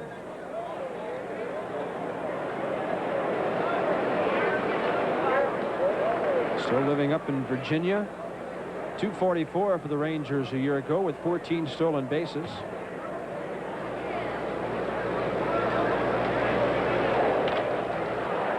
Second baseman has to back up. Nasty hop. No chance for the runner at first as Petralli went after Gagne. Lombardozzi had to back up, and that ball really took a big hop on him. 2 down. Good job by Gino Petralli, too, getting down to make sure that Greg Gagne had no chance to turn this double play. That's one of the disadvantages, I guess, of playing on the turf, the spongy bounce. And Ray Miller is going to go out and talk to second base umpire Jim McKean about where Gino Petralli slid into second base. Of course, this rule has been in the books since 1977. Theoretically, you're supposed to slide at the bag and end up to where you can reach over and touch the bag. That was a questionable slide, I think you could say. Gary Ward will hit with 2 outs and a man at first. Fastball is upstairs. Well, Gary had a big hit in the second that made everybody in the Ranger camp feel good. Made it 3-0, and then Pete O'Brien followed with a 2-run base hit of his own. Rangers once led 5-0. It's now 5-5. Runner going. Got around late, back to the screen. 1-1. Curtis has good speed, and on a hit like that would not be right at one of the outfielders, he could conceivably come around and give the Rangers the lead. Ward has 4 RBIs in 2 ball games here. He's up to 27 on the season. Runner holding. Well hit down the right field line. Twisting. It is just foul.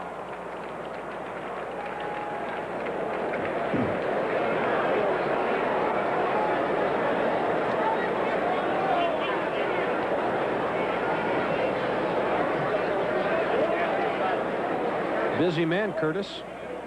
Ran to first base on a bunt that went foul. Hit and run, went to second. On that one was well around second base. Getting his wind sprints in. He'll be one of the late arrivals at the ballpark tomorrow. 1-2. No, he won't. Curtis will be here with the rest of them. He's a delightful guy. But he's battled through some adversity this season. He's had a couple of embarrassing moments out there, and he's kept his chin up. Bouncer to the left side. Gaetti on to second for the force. 5-4. Rangers are gone in the 4th. A base hit by Petralli wasted. One left. They've left 3. After 3 1/2, 5-5.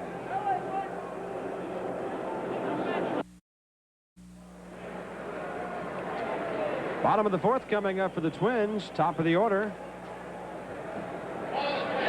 Yes, there is a Ranger fan. He needs to dye the bill of that cap blue, though. He's out of date. The old red and blue is gone. It's all blue now. Kirby Puckett is 1 for 2. He got all the fun started for Minnesota in the 3rd with a 1-out double off the right center field wall. His 30th extra base hit of the year, number 1 in the American League. Ricky Wright promptly comes inside on him. Problem is, Buzz, the way he's approaching hitting now, you can't get away with something inside if it's a strike, because he'll turn on it and whack it down the left field line. He will take a couple of pitches during his first 2 at-bats and turn on them for the express purpose of showing the pitchers that no longer can you exclusively work him inside. And it has been very effective. If the pitcher makes a mistake out over the plate trying to come inside, he is prone to hit the ball into the left field seats. That's why his home run total is so high this year.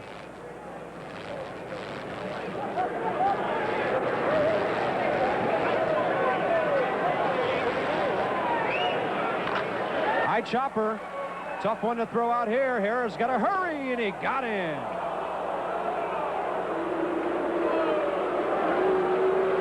Kirby Puckett's had a few hits like that this year, too. Those high choppers hitting near the plate. There's nothing that Toby Harrah can do. Just wait for the ball to come down and try to unload it as quickly as possible. And Puckett, with that outstanding speed, almost beat that out, but just by about a quarter of a step was Toby able to nail him at first. Nice job. Mickey Hatcher's 1 for 2. He scored a run. Breaking ball is low.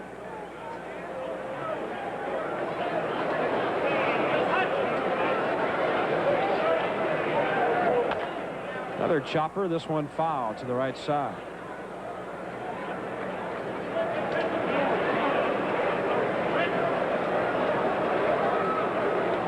Mickey Hatcher is a real crowd favorite here.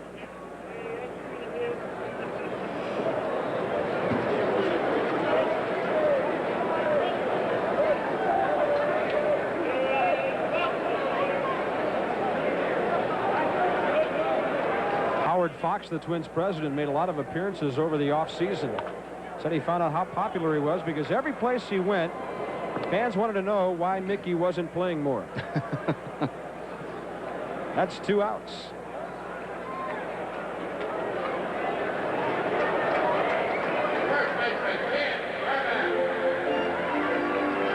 Kent Hrbek. He reported at camp this year weighing 250, 15 pounds over last year's playing weight. But nobody was concerned about that because Kent was working with weights more than he ever had during his career. And you look at a guy of his size to begin with, which is 6'4", 235. He gets down in that crouch, and he just uncoils. And last time up, we saw him get a pitch out over the plate in that wide open stance, Buzz, and just pull it right through the right side. That's just exactly what Kent Hrbek needs to do, work with weights and get stronger. Yeah. They had the shift on, and he still beat the Rangers up the middle. This guy is on a tear. He is now 12 for his last 18, which is a .667 clip.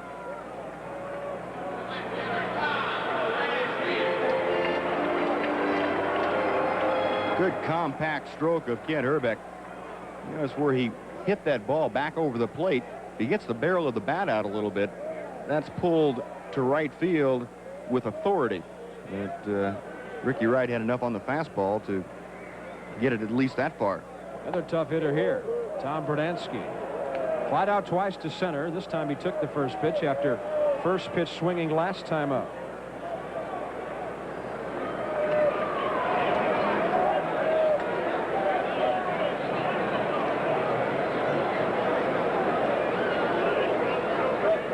July 15th, 1985, he won the home run hitting contest here at the Metrodome in conjunction with the All-Star game. And with a little help from the pitcher's mound, the Rangers get a ground ball to retire the Twins in the 4th. A runner left. They have stranded 5. It's 5-5 after 4.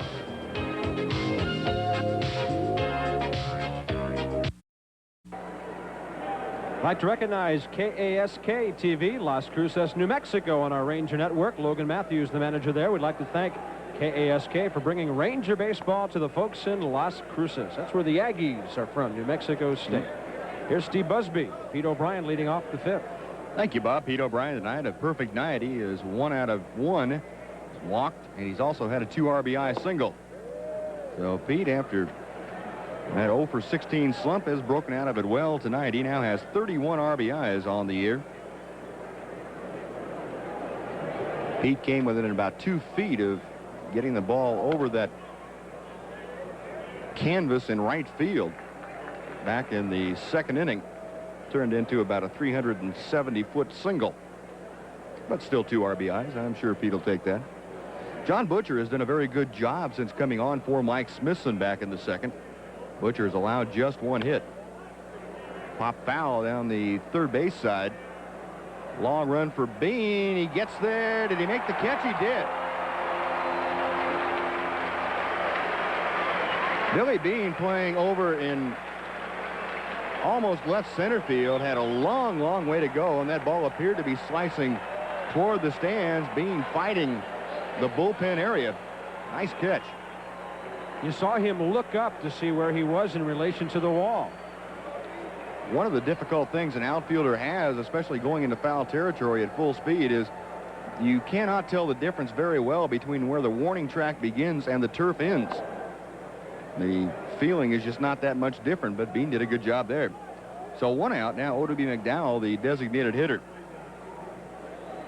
Oddibe 0 for 2 since taking over for Pete Incaviglia, who injured himself his first time at bat. Pops this one up. First base side, and it'll be back about 10 rows. There's more room down the left side in this ballpark than there is on the right side. Down the right field line, the wall just angles straight toward the corner, but on the left side, it curves toward the corner, as you can see, and thus, when you get down to the deep part, there's more room to work with than there is right there. Always helps to know your home ballpark. That's one of the advantages of playing 81 times a year in one place. All the corners, angles, and bounces.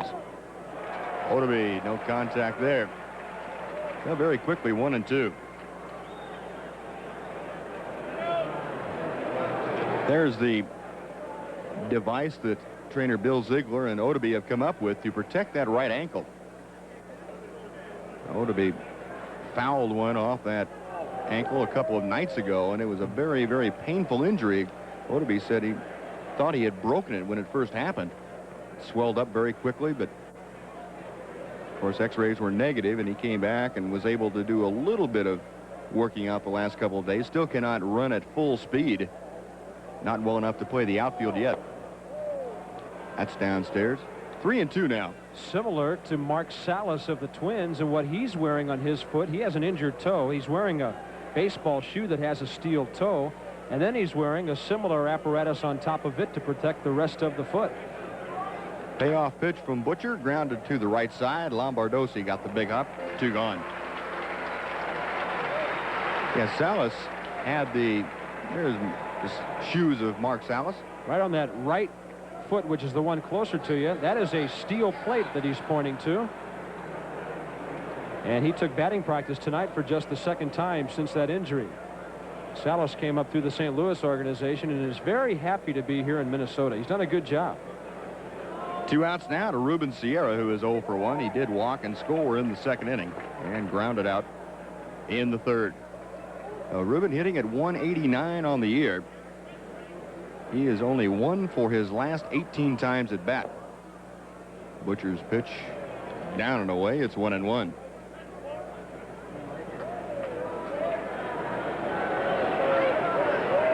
Ruben came into the game as a 160 hitter from the left side. Palm ball by Butcher, and it's 1-2. I saw a very interesting statistic on Mark Salas last year. When he hit 300, he was the first Twins catcher to do that and play at least half of their games since Earl Batty in 1961. That's a long time ago. Yeah, it is, as a matter of fact. Inside, 2-2.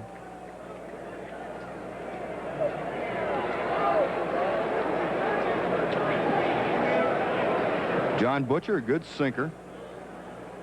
Will throw an occasional breaking ball, and he has that very good palm ball as a changeup. And that's going to be a very easy 1-2-3 inning as Lombardozzi throws out Ruben Sierra. Nothing going for the Rangers in the top of the 5th, halfway through the ball game. A 5-5 tie, Rangers and Twins. Real good humor.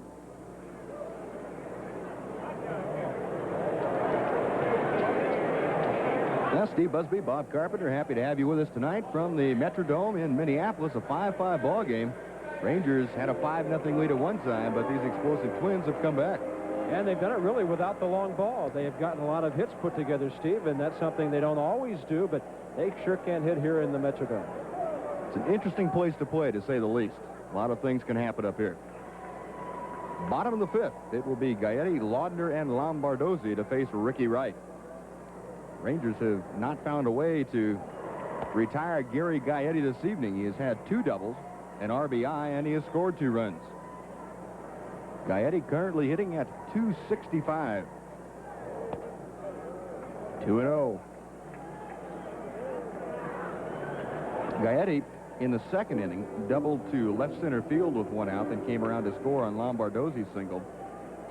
And in the 3rd, hit that ground rule double, bouncing down the line and into the stands past Gary Ward. Had an RBI on that, and he came in to score. Tim Laudner's single plated Gaetti. High fastball, and boy, he had a rip at that. 2-1 the count. Rangers 5 runs on 5 hits and no errors. Minnesota 5 runs on 9 hits and 1 error. Ricky Wright replaced Mickey Mailer, the starter, in the 3rd inning. 3-1.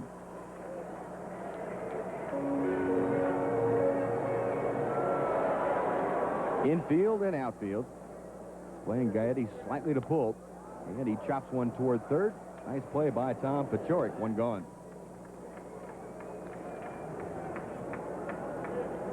Well, you know, it doesn't... I don't know if they put some kind of sponge in the dirt or not, but you get high bounces no matter where the ball hits here, whether it be on the dirt or the turf.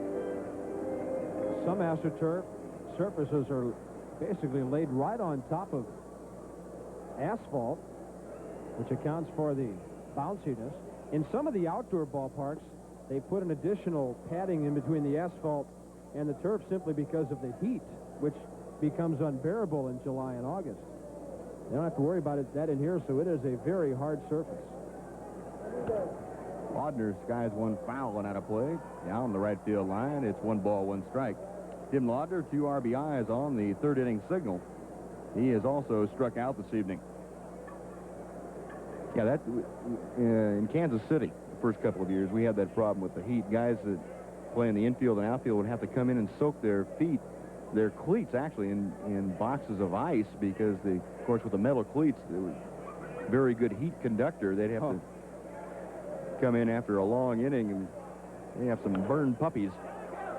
That's fouled out of play, 1-2. I think the original artificial turf in the Astrodome was laid on top of dirt, and it wasn't as uniform as they would like it to be, and that's when they started thinking about asphalt. That's when the players started getting toasted Tootsies. 1 out and a 1-2 count to Tim Laudner. Ricky Wright back to him, line drive, base hit center field. Well, Tim Laudner has his 2nd hit of the night, the 10th hit for the Minnesota Twins, and that will bring up Steve Lombardozzi.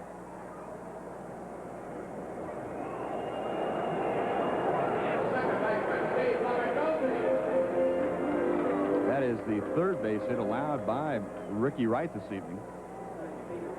Lombardozzi 1 for 1, 2nd inning single and an RBI, which accounted for the first Twins run, and then he had a walk in the 3rd inning. So Lombardozzi, hitting at .268, now has 21 RBIs on the year to go along with his 6 home runs. First pitch missing, 1-0. 12,084 on hand at the Metrodome this evening.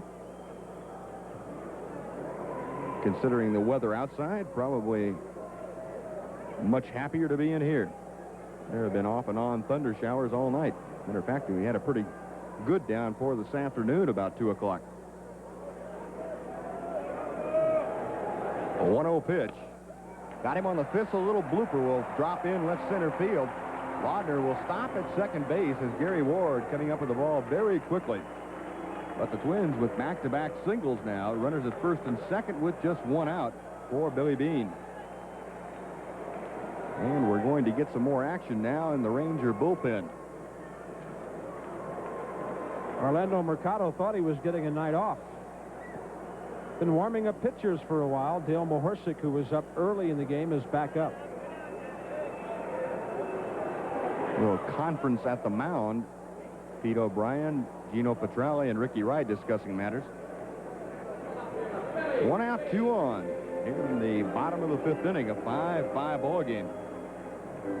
Beane tonight is 1 out of 2. He had a 3rd inning single. That coming off of Ricky Wright. So Ricky looking for the double play ball here.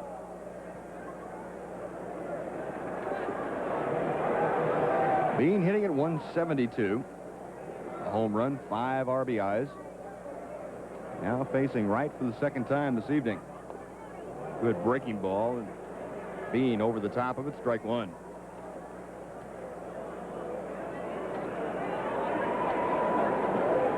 Beane appearing in his 27th ball game.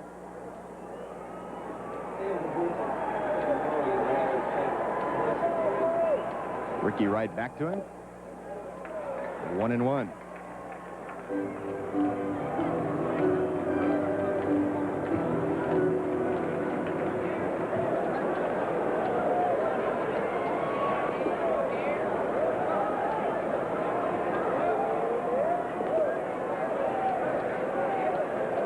Wright set to go, and he misses. No, he didn't miss. Delayed call by John Shulock. Oh, it's 1-2, and John Shulock, not the favorite person in the Metrodome right here at this moment. Fans kind of giving him the Bronx cheer. 1 ball, 2 strikes. Got him swinging. First strikeout of the night for Ricky Wright. It's Billy Beane on that good breaking ball. 2 outs now. Runners still at first and second for Greg Gagne. Gagne 0 for 2. He has popped out and grounded into a fielder's choice.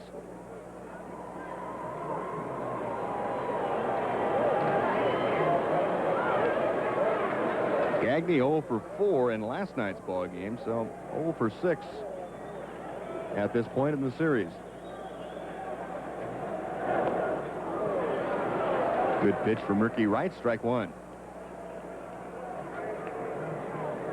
Tim Lauder, the runner at second base, and Steve Lombardozzi at first. They had back-to-back 1-out singles. But after the strikeout of Beane, they have stayed put now with 2 outs. Ricky Wright missing upstairs. It is 1-1.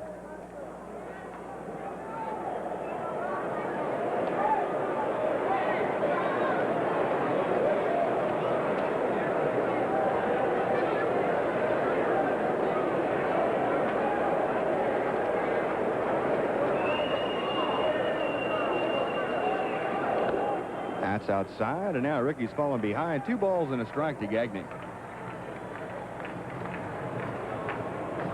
Greg currently hitting at 260. 3 home runs, 16 RBIs.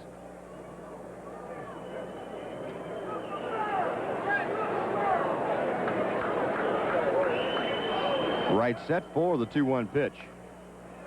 Pop foul and out of play. 2-2. Chicago, a 5-2 lead over the California Angels at Comiskey Park. That ball game in the 6th inning. Royals are delayed by rain at home against Seattle. According to the report we had, that game should be starting right about now. They were shooting for 9:30. That will be Swift and Bankhead principals in that ball game once it gets underway. Right here, a 2-2 count, 2 outs, 2 on. Got him swinging. And Gagne down on strikes. 2 straight strikeouts for Ricky Wright. So the back-to-back 1-out singles, no problem here. We've finished 5 at the Metrodome. It's a 5-5 tie.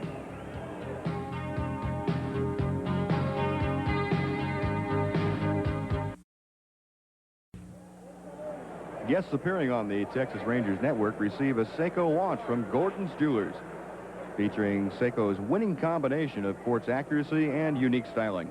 Man invented time, and Seiko perfected it. Gordon's Jewelers, where love is in the air. Set to go to the 6th inning, a 5-5 ball game. George Wright to lead it off, and back with the play-by-play, Bob Carpenter. Thank you, Steve. George is 1 for 2 on the night. He singled, scored, and struck out. Base hit by Gino Petralli in the 4th is the first one the Rangers have had in a while. George adds to it. He's trying to stretch it. We have a play, and he is in there. An AstroTurf double for George Wright. Petralli's base hit in the 4th was the first hit the Rangers had had since the 4-run second, the 5-run second. And now Wright, with a base hit and alert base running, give the Rangers a good start here in the 6th. Excellent play by George Wright. As soon as he saw Billy Beane begin to retreat on that ball, George, never hesitating, going around first, steaming into second base. And you get a leadoff shot like that to advance to second base, you have to try it, especially in a 5-5 ball game. That's a heads-up base running play. Against a pitcher who's looked very tough. Paciorek takes a breaking ball low and away. Steve will update the American League for us during this inning.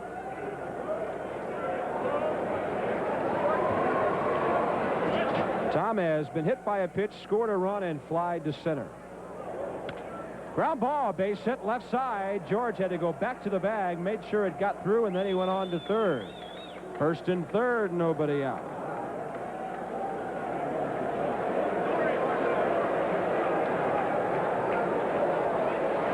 Now we'll see that Minnesota bullpen start to stir. Another good play by George Wright, touching on his base running ability. His first instinct was to go back to second base, which was the right one, and that takes a lot of discipline. You have to be thinking way ahead. That ball being grounded through the hole. If the shortstop goes over and makes a great play, he might not be able to throw the hitter out, but a base running mistake there costs you an out at third base. Here's Toby, 0 for 2. Chance to take the lead. This will put the Rangers in the lead and maybe more. It is in the gap. It is up against the wall. It'll be at least runners at second and third. They'll hold them there on a none-out double by Toby Harrah. Wright scoring easily. Paciorek to third, and Toby has RBI number 19. Excellent piece of hitting there by Toby Harrah. He had an idea what to look for. First pitch going up there. He got it and drove it to the gap in right center field.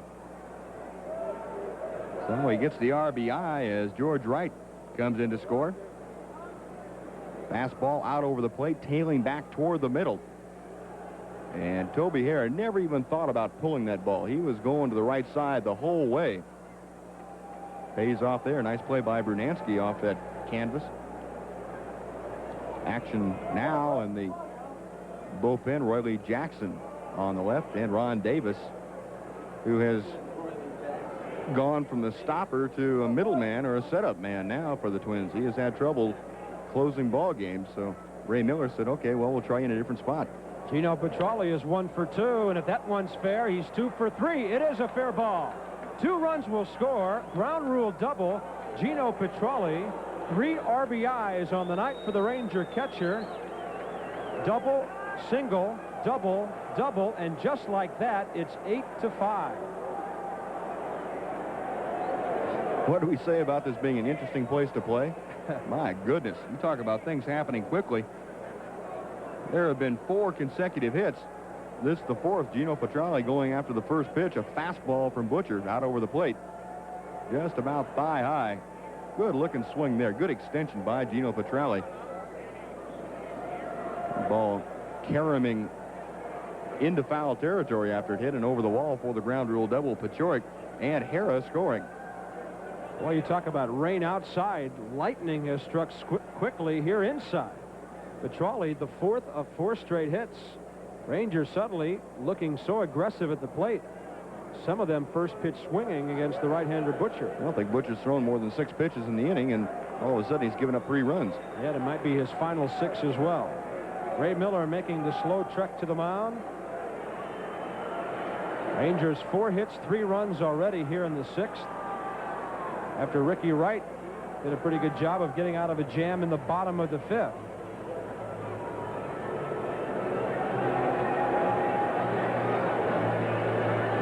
Well, that's what you call having the wheels come off all of a sudden. Don Butcher had done a very good job since coming in the 2nd inning. Only given up the 1 base hit. Looks like he's calling to the bullpen. We have a pitching change. We'll take a timeout. Rangers suddenly lead by 3.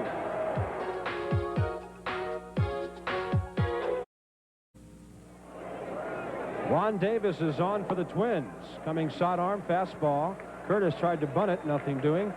18 out of 19 save opportunities last year, but this year has been a different story. The opposition hitting .305 against Ron Davis, and that's about 200 points higher than you would expect for a guy that has this kind of stuff. And an ERA of 9.15. Now that was 18 of his last 19 save opportunities. In '85 he cashed in, and he finished the season with 14 saves in this ballpark. Davis is 6'4", 205 from Houston, lives in Minnesota now. Inside pitch, fair ball, right side. Herbeck will step on the bag as the runner goes over to third. So Curtis did his job moving Gino Petralli over. 1 out. He's there with Gary Ward, the hitter. Now let me get to a couple of these scores. Oakland at Cleveland. That's a 6-6 ball game now, bottom of the 8th inning. Otaveros on for Oakland, and yet pitching for Cleveland, Lansford has hit his 6th home run of the year. The Yankees 6-1 over Detroit in the 6th inning. Tiger Stadium. Joe Niekro and now Carey on relief for Detroit. Mattingly and Sheridan have homered. Boston at Toronto, a 3-3 ball game, bottom of the 9th inning. Crawford and Eichhorn, the pitchers in that ball game now. Rice and Baylor hit back-to-back home runs in the 5th inning. We gave you that California-Chicago score, 5-2 in favor of the White Sox in the 6th. Seattle at Kansas City with that rain delay. Swift and Bankhead. Milwaukee has a 4-1 lead over Baltimore at County Stadium, Milwaukee, bottom of the 5th inning. Snell on relief for Baltimore. Wigman going for Milwaukee. Riles hit his 5th home run of the year for the Brewers. That's the American League. It's 1-1 to Gary Ward, who's looking for his 3rd RBI of the night. On the bunt, it was the suicide. Runner has to return. Herbeck doubles him up. Gino had no chance to get back. A high pitch that Ward could only hope he could bunt away from everybody so they couldn't catch it, but Herbeck was Johnny on the spot. Well, a great play by Kent Herbeck, making the off-balance throw, falling away from third base right on the money to Gary Gaetti, and that takes care of the chance to get a 4-run inning. Rangers settle for 3 on 4 hits and lead it 8-5.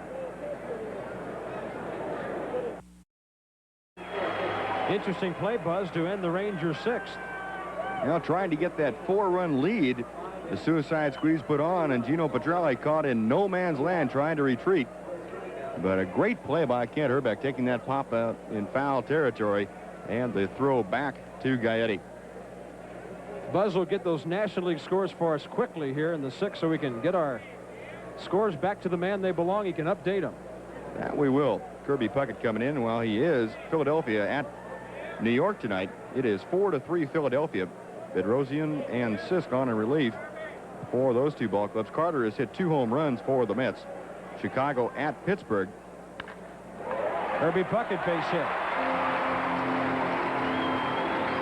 He's 2 for 4 on the night.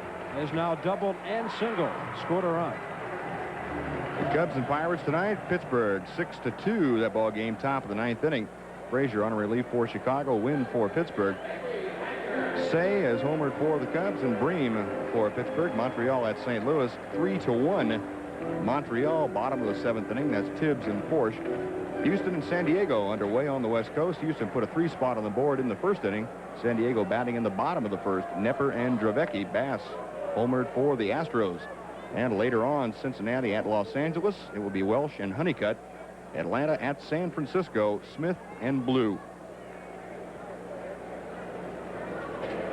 The hitter is Mickey Hatcher, who's 1 for 3. Breaking ball for a strike from Ricky Wright. The bullpen is busy. Dale Mahorsic up for the 3rd time this evening.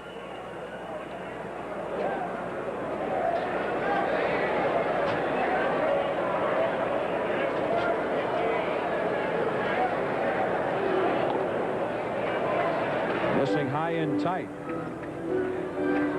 Rangers lead 8-5 despite the fact they've been out hit 12-9. Rangers have 7 of their 8 hits.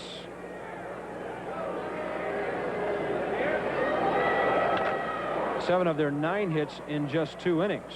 3 of them coming in the 5-run 2nd, 4 of them coming in the 3-run 6th.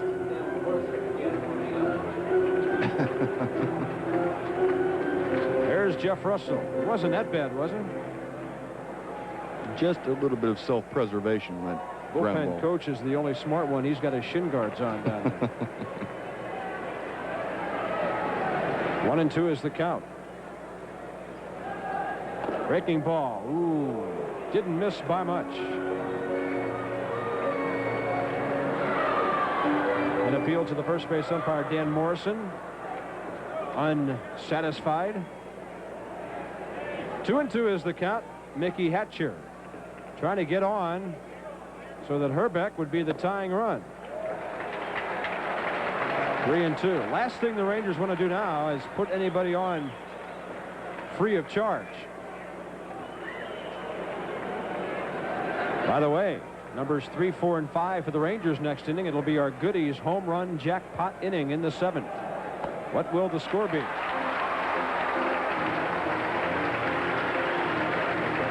Ricky Wright has issued his 2nd walk.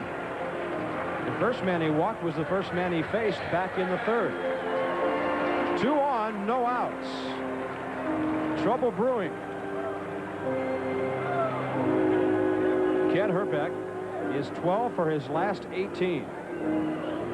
His batting mark is up to 320. He has 2 hits tonight, an RBI, and he has scored a run, and he's hit the ball hard twice. He's on a tear.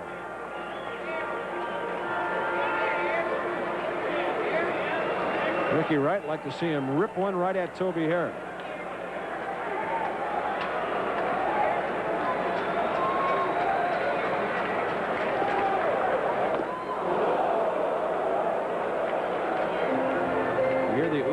From the crowd. They were thinking 8-8 on that sweeping swing. There's a big target up on the upper deck in right field that says, "Put it here, Herbie," with a target on it. Base hit. Puckett will score. The other runner goes to 3rd. It's 8-6, and he's 3 for 4.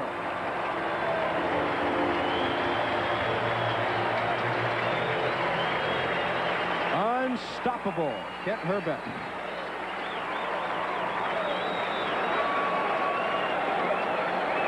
Bobby Valentine with Bernansky, Gaetti coming up. We'll go to the right-hander, and we'll go to a commercial break. Rangers by 2. We'll be back from Minnesota.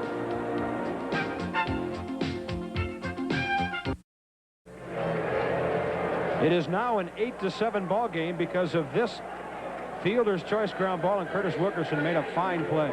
Very good play going to the hole and making the off-balance throw back to Hara. No chance to get Bernansky on the relay from Toby, but that was an outstanding play by Curtis Wilkerson, especially on artificial turf when you're up at double play depth. We mentioned your range is cut down, and that ball really scoots through. Bernansky's RBI.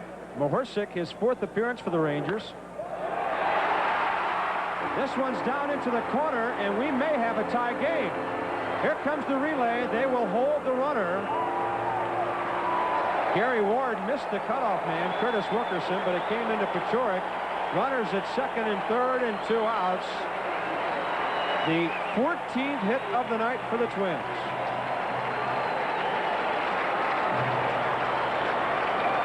Dale Mahorsic getting that pitch down and out over the plate, and Gaetti lining it past the diving Tom Paciorek into the corner. Gary Ward, who played here for a number of years, knows those corners and was able to get over there, play the ball well off of the carom, and get it back in quickly enough to prevent Bernansky from scoring. Gaetti has tied a Minnesota team record with his 3rd double of the night.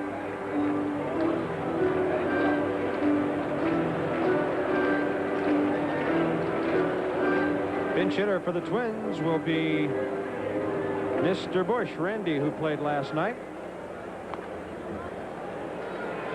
Bush had a key hit, an RBI double in the 8th inning. That was their first run scored. Then he scored on a base hit by Herbeck to tie it.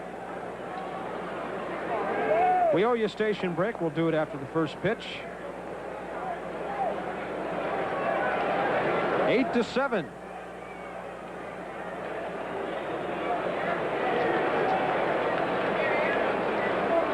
Runners at second and third and 2 outs. In this, a 2-run, so far 6th.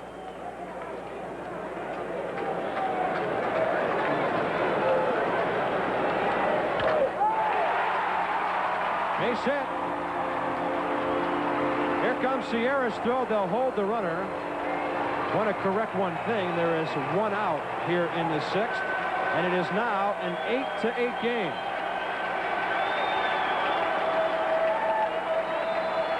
Dale Mahorsic being hit hard. So Bush off the bench with an RBI, and Bobby Valentine's headed to the mound once more. That was a fastball out over the plate, belt high. Now the 3 hitters have gone up and seen 3 fastballs, and they've really jumped on all 3 of them from Dale Mahorsic. Bernansky grounded into a fielder's choice, but then Gaetti and Laudner double and single for the RBI. So while Bobby's talking to Dale Mahorsic, let's pause 5 seconds for station identification. This is the Texas Rangers Baseball Network. You're watching the Texas Rangers on KTVT Channel 11, Fort Worth, Dallas. A base hit, a walk, and a base hit. Jeff Russell warming up because Mahorsic then gave up an RBI fielder's choice, a double, and an RBI single. 15 Minnesota hits, 8-8 the score. At third is Gary Gaetti. At first base is Randy Bush.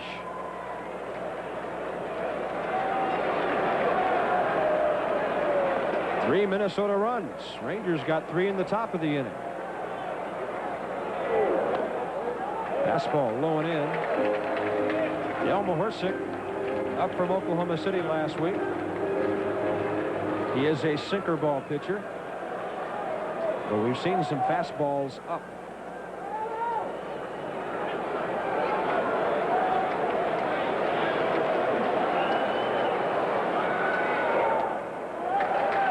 Two and 0.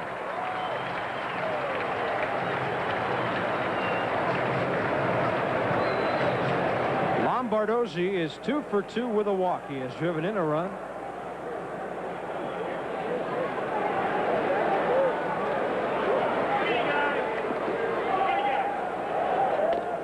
That one is at the knees.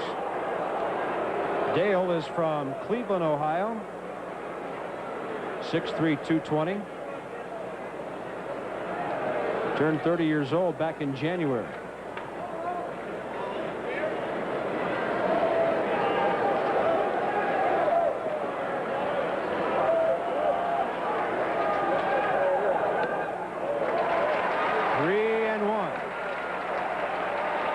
Mahorsic was 4-4 at Oklahoma City. In 16 games, a 2.39 ERA with 3 saves.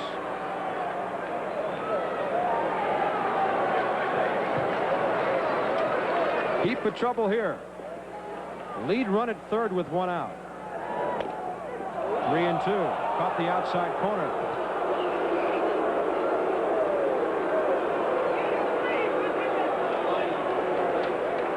That good hard sinker from Dale Mahorsic, just knee high and on the outside part of the plate for the strike, and it's 3-2. Need another one just like it. Or the strikeout or the ground ball.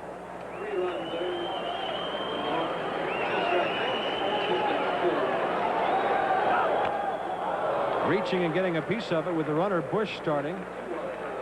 By the way, the line is complete on Ricky Wright. 2 1/3 innings, 2 runs given up. On 6 hits, he walked 2 and struck out 2.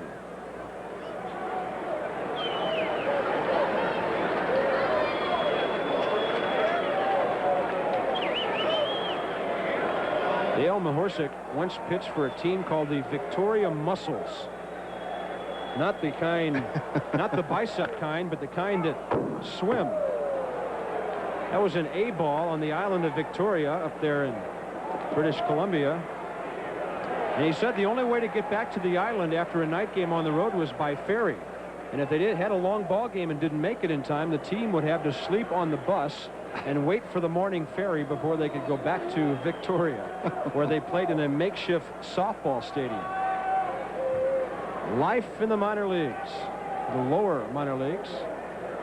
3-2. Fouled again. That was back in 1978.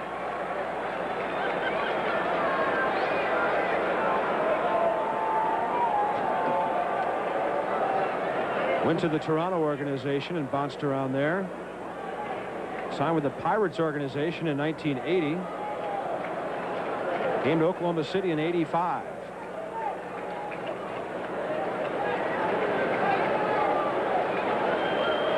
This is Steve Lombardozzi, the second baseman. 3-2, 1 out. We'll do it again.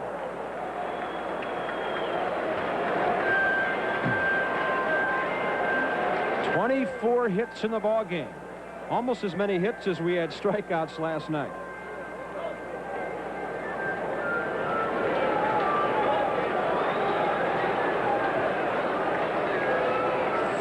Total strikeouts in the ball game last evening in 10 innings. Mahorsic getting Bush back to the bag.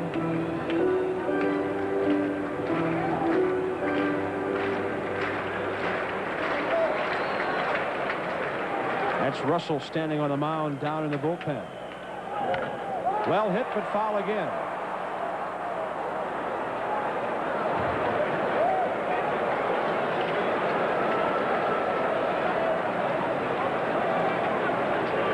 Jeff Russell,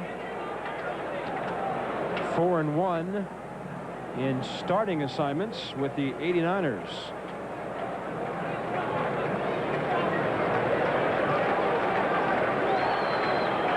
Last pitched over the weekend in Buffalo.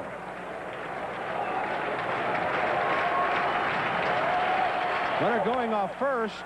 Fair ball, or did it hit the batter's foot? The fans on the third base side had no clue the ball had hit the batter, and they were up out of their seats when it squirted by Paciorek. Now they'll boo, but they really don't know what they're booing. Third base umpire Al Clark immediately after this ball was hit, and he saw it bound off of Steve Lombardozzi's front foot, put his hands up in the air to signal timeout. The ball was dead, and of course the fans didn't recognize that very quickly, but it was an accurate call. Only on AstroTurf would you see a ball hit a batter's foot and then go down to third base with that much velocity on it. Ooh, Pete O'Brien, nice play. Runner at third is Gaetti, just waiting for that ball to get away. He's the lead run here in the 6th.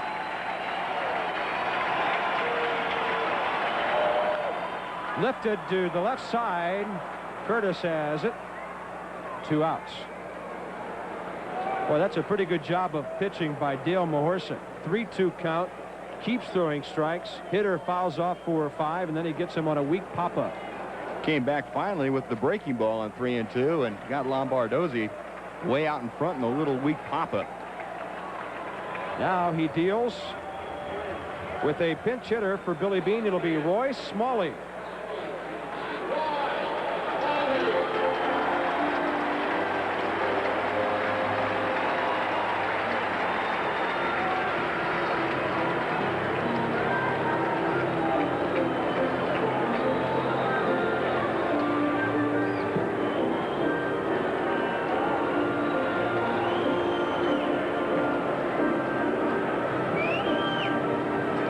Smalley's hitting .259 with 10 homers and 24 RBIs. From the left side, 9 of those 10.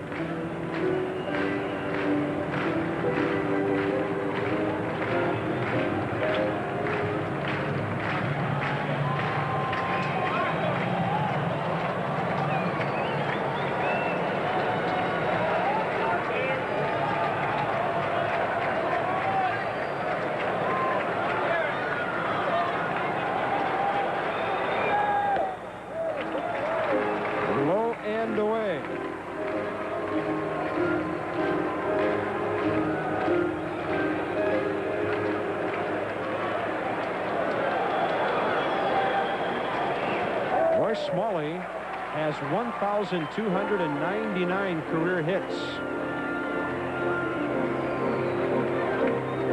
Number 1,300 could drive this man home, Gaetti. Or an extra base hit could chase Bush to the plate as well. 2-0 at the knees.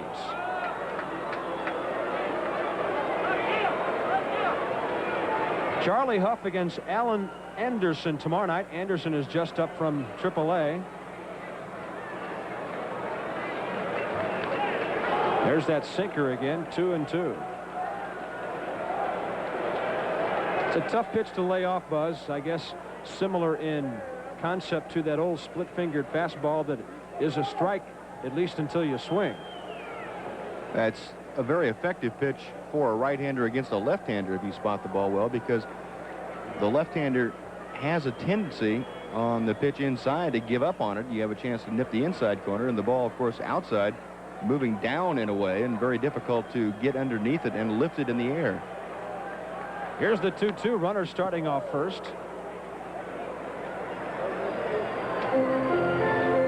Alan Anderson was called up after last night's game. He's 22 years old. They sent left-hander Juan Augusto to the minors. Anderson was 2-5 for the Mud Hens. See him tomorrow night against the knuckleballer Charlie Huff, who's starting to warm things up. Runner going again, base hit. Twins have the lead. Runners at first and third.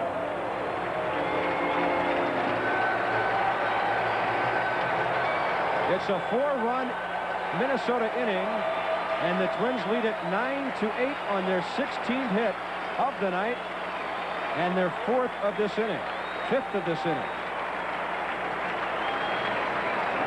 Dale Mahorsa got the sinker a little bit up and right over the middle of the plate, and Roy Smalley lined it to right field for the RBI single.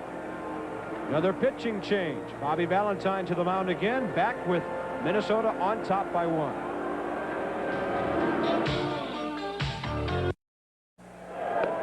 Jeff Russell's first pitch of 86 with the Rangers is a strike to Greg Gagne. Russell made 13 starts for Texas last year and got hit pretty hard. 7.55 ERA. Was pitching pretty well at Oklahoma City when called upon.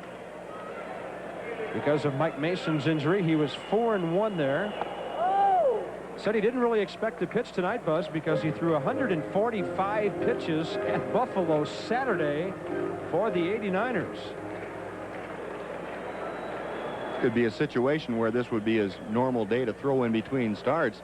Bobby Valentine hoping to get a hitter or two out of him, get out of this situation now, and let someone else start the 7th inning. He's looking quick so far, 1-2 to Gagne, who's 0 for 3. Jeff Russell is 6'3", 210 from Cincinnati. Broke in with the Reds organization. Pitched for the Reds in 83 and 84.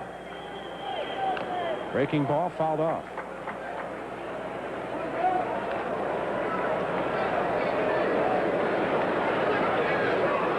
Russell was part of the Buddy Bell deal after the fact.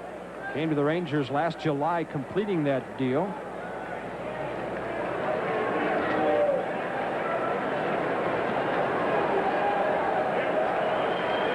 Up and down between Oklahoma City and Texas since then. Got him on the breaking ball. Russell comes on with a strikeout. So they touch Mohorsic for 2 runs after getting Ricky Wright for 2 runs in a very long 6th inning. On to the 7th we go. Twins have out hit the Rangers 16-9 and lead it 9-8.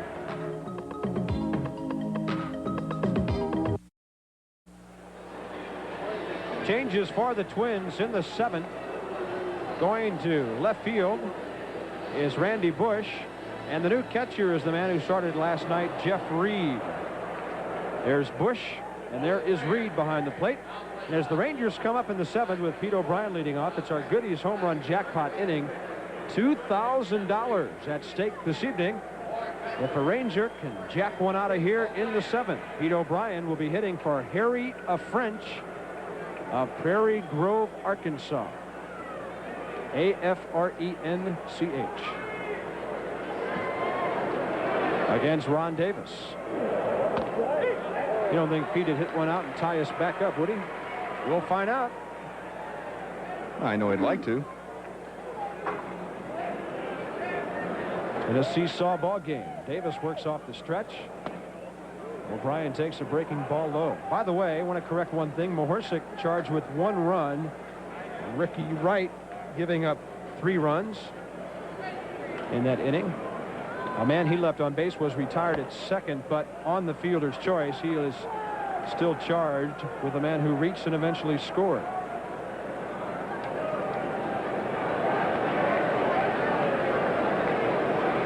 Pete O'Brien is 1 for 2 with a base hit and a walk. Hits it well to left field. Back to the wall. It's gone, and we're tied. And Harry French of Prairie Grove, Arkansas, has just won $2,000 in our Goodies home run jackpot. And this is the 2nd winner we've had this year, and both of them from the bat of Pete O'Brien. What a shot to the opposite field, Buzz. Pete O'Brien making a whole bunch of people happy, and I know that Prairie Grove, Arkansas knows where to get lunch tomorrow afternoon. Look out, Harry, they're all going to be over. O'Brien going the opposite way with that Davis delivery and pounding it about 385 feet to straightaway left field. Brand new ball game once again. Did that ball carry, or did it carry? My goodness. What a shot by O'Brien. It's 9-9. And the bullpen is busy as the right-hander Frank Pastore gets up. Well, sorry, folks, but the jackpot's over, at least for this evening. What do we go back to, $500 tomorrow night? 500. Oh, we are not through for the night. We go right back to 500. And Odeby is hitting for Michael Wright of Oklahoma City. Sorry about that. I didn't know we could have more than 1 winner a night. I guess if they hit 3 or 4 in a row, they'll break the bank.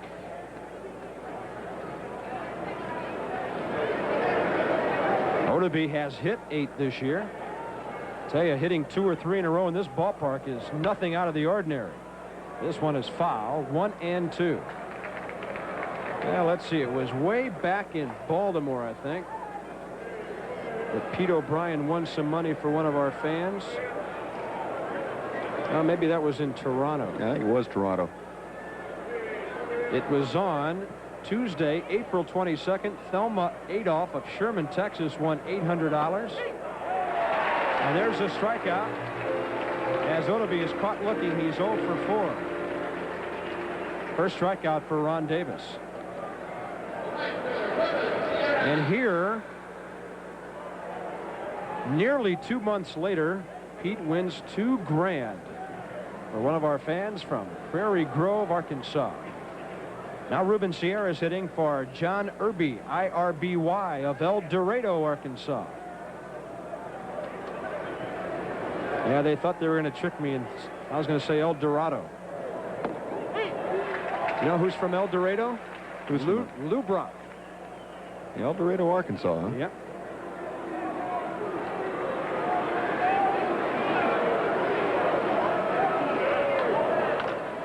There's a shot, fair ball, left field corner. At least 2 for Ruben. Over to get it is Bush. And now he's going to go to third as Bush couldn't come up with the ball. Boy, what a night this is.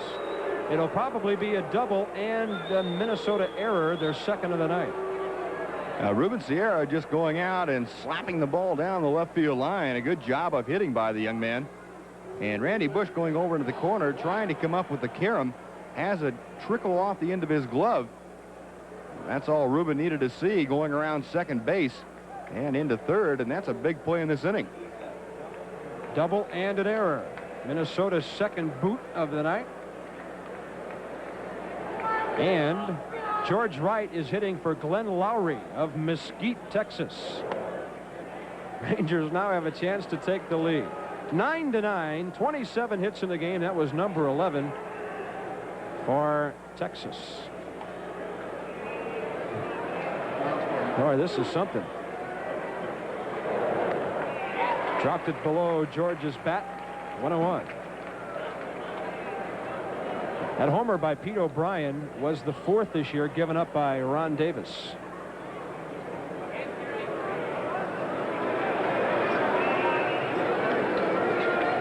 It was his 7th of the year and his 32nd RBI.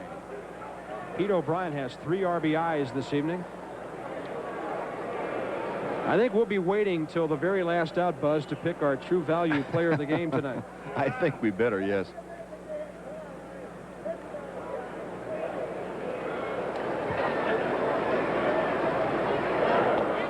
Look out, George. Skipping the rope. It's 3-1. You know, what I've seen of Ron Davis so far, that is just not the Ron Davis we are accustomed to seeing out in the mound. He's throwing an awful lot of breaking balls, and his fastball, for him, is very, very subpar. Basically, he used to be Goose Gossage with glasses, right? Exactly right. Can you imagine facing those two guys when they were with the Yankees? Davis would come in and set up Gossage. He'd come in the 6th or 7th and throw 95-mile-an-hour fastballs for a couple of innings. On 3-1, George swings through it. You know, those hitters would probably get on the team bus on the way back to the hotel, and their hands would just be shaking. That would make you pretty uneasy. Well, and the bad part is neither one of them exactly had pinpoint control. So you were never really sure that they were going to throw one right down the middle.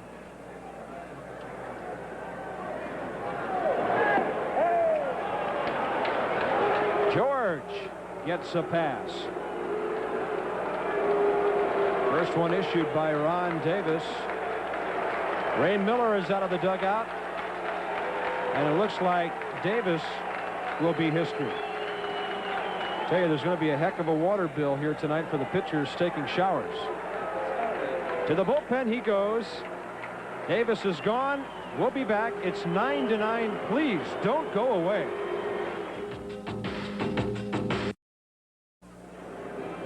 The new pitcher for the Twins, their 4th of the night, Rangers have used 4, is right-hander Frank Pastore. A familiar name from his days in the National League with the Reds.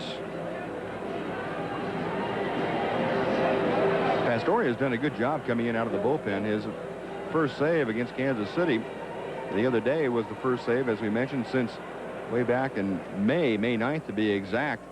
This is his 14th appearance. He has a very fine 1.14 ERA, 2-0 mark, and he has become, for Ray Miller, the stopper. He's the only one down there really that has been able to come in and get the job done late in the ball game. And he's in a tough situation here against a veteran hitter in Tom Paciorek. Runners at first and third with 1 out here in the 7th. Rangers have already scored a run on Pete O'Brien's homer. At third base is Ruben Sierra. George Wright is at first. And Tom Paciorek is batting for Joe F. Quick of Texarkana, Texas. In our Goodies home run jackpot with $500 at stake. After Harry French of Prairie Grove, Arkansas, won $2,000 on that homer by Pete O'Brien.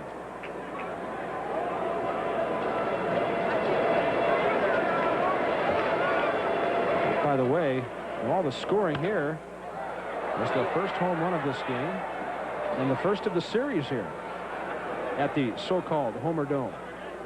Although we had a couple of close calls last night. Yes, sir. And one tonight by Pete O'Brien that came very close to leaving the park. Tom Paciorek has not hit a homer this year. Tom has 6 RBIs. He scored 2 runs tonight after being hit by a pitch and after singling in the 6th. 1-2. Frank Pastore, 28 years old, released by the Cincinnati Reds early in April, picked up by the Twins on the 27th.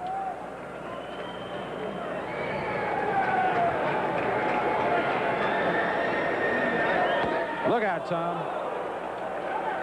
Pastore's best season with Cincinnati was 1980 when he was 13-7.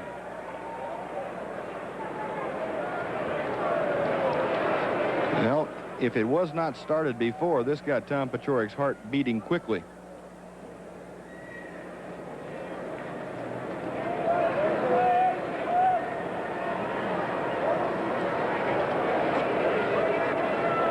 Breaking ball down, could be 2. Oh, it's booted.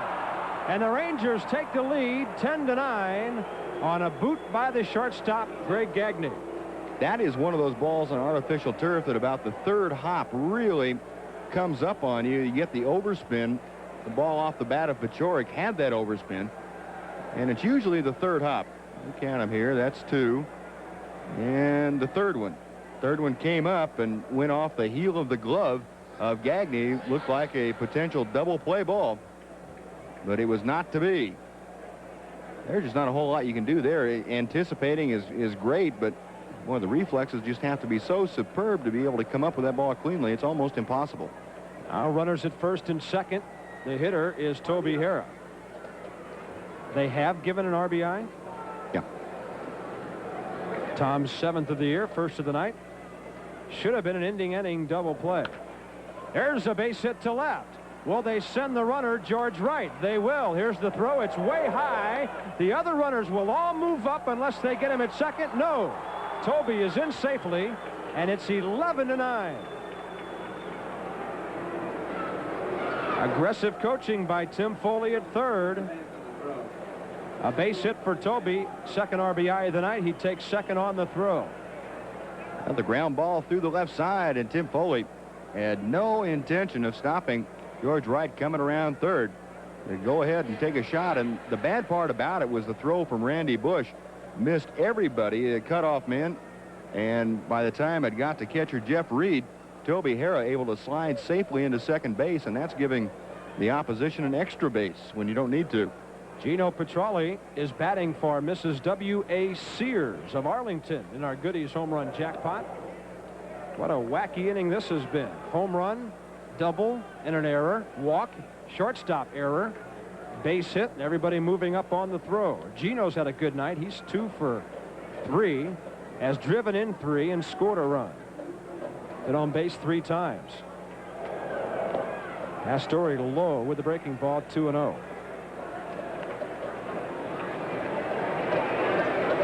That completes the line on Davis, who gave up 3 runs.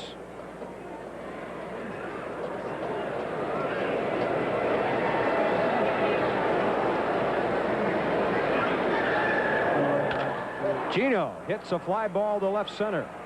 That will be the 2nd out and should be deep enough. Here's Kirby Puckett's throw. They let it come through, and he's out. That was a heck of a throw by Kirby Puckett, Buzz, on a fly ball that normally would be deep enough to score the runner. Kirby Puckett and Dwight Evans last year were voted by the managers as having the strongest throwing arms in the American League, and you get an idea why. They feel that Puckett is in the same class with Dwight Evans. Perfect throw. Good tag by Jeff Reed for the double play.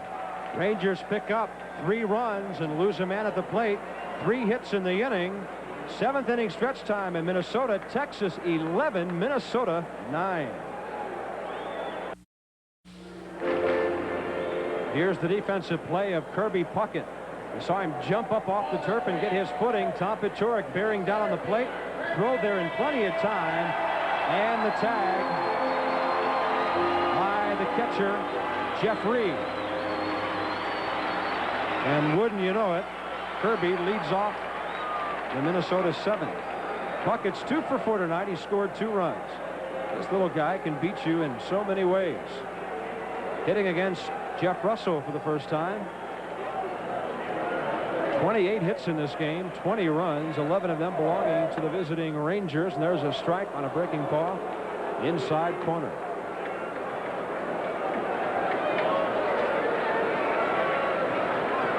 Kirby Puckett is one of those guys who's just wired. Always moving around, always looking around, ready for action. Breaking ball in the dirt, 1-1.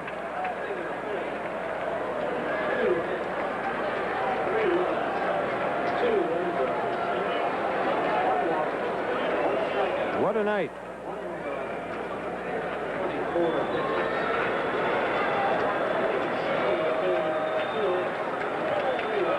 One pitch. Ran the fastball inside. Puckett, Hatcher, and Hrbek in the 7th.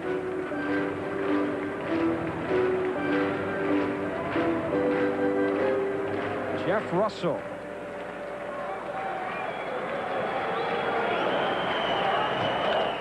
Fly ball, right field to the wall. And just having enough room is Ruben Sierra. He's got as nice a right field stroke as any right-handed hitter in baseball. Well, he does, and it makes him so difficult to pitch to, because now that he's starting to pull the ball on occasion, you really don't have any place that you can say is a weakness for him. And he's so very strong, he fights off pitches that normally would be very difficult for anybody to handle, but that short, compact stroke is very effective.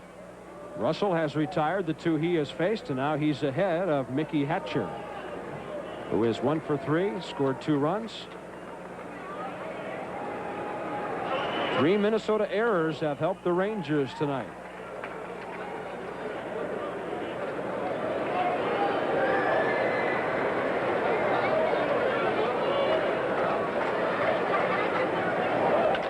Fly ball, center field, should be easy for George Wright.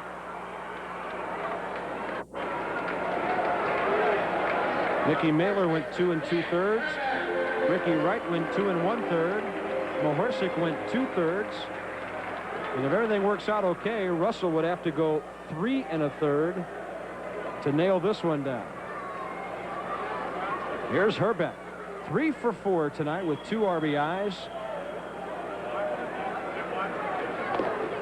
One good thing about this situation, he can't tie the game. Even if he hits one to the upper deck, it's still 11-10.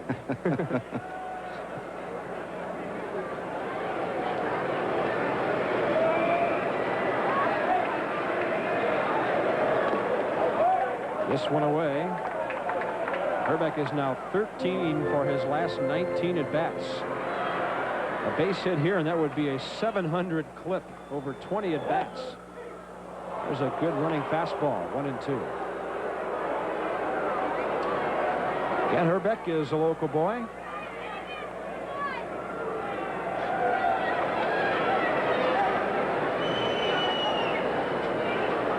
Went to Kennedy High School in Bloomington.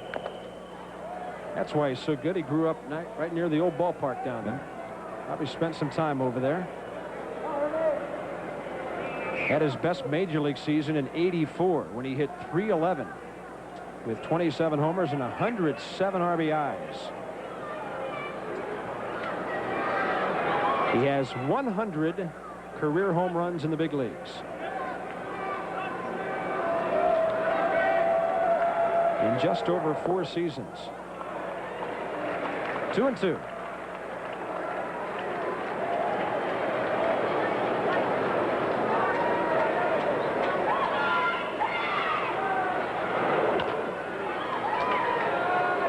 Russell took a little bit off, and Hrbek fouled it off his foot.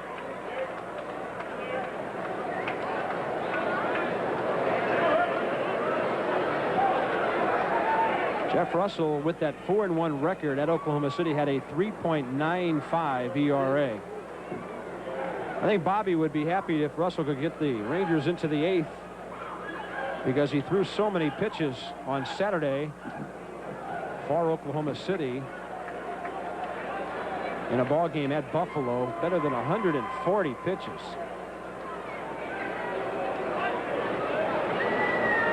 Bobby can get a performance like that out of him, he'd try to nail it down with either Williams or Harris, and it has to be those guys because nobody's left down there.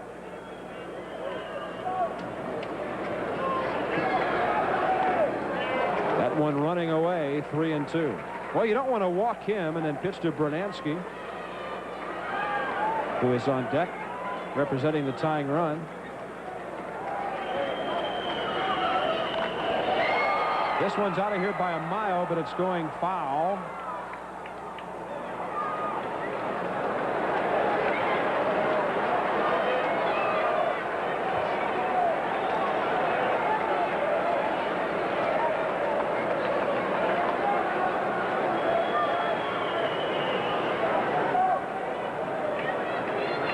Three and two with 2 outs. The base is empty. Bottom of the 7th.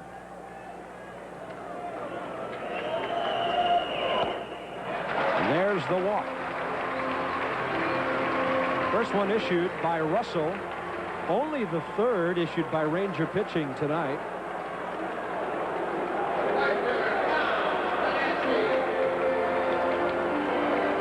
And here's Brunansky, who's 0 for 4.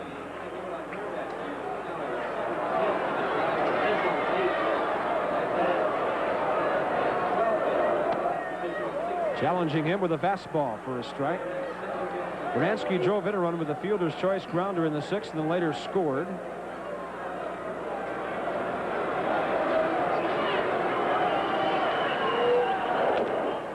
Big Brew takes a fastball inside, 1-1. 2 relievers remaining in the Ranger bullpen. There's the right-hander, Greg Harris. Greg was touched for the winning hit last night, though not charged with the loss. Mitch Williams was. And that was a pretty good breaking ball, 1-2. Good breaking ball right at the knees on the outside corner. Virtually unhittable for Tom Brunansky.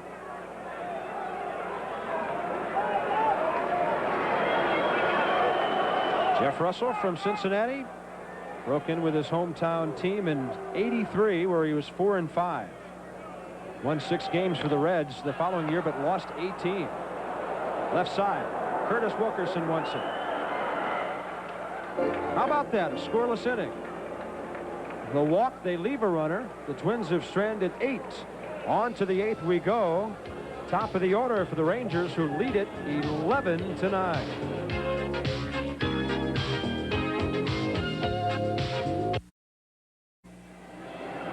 Thursday, June 19th is Minyard Decker Foods Night at Arlington Stadium. Stop by any Metroplex Minyard location.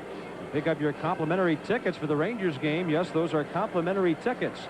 When the Oakland A's come in, courtesy of Minyards and the makers of the official hot dog of the Rangers, Decker Foods. Can't beat that deal. Rangers go on to Oakland and Anaheim before coming home to take on the Athletics or the A's. Here's Curtis Wilkerson, 1 for 4, leading off the 8th against Frank Pastore.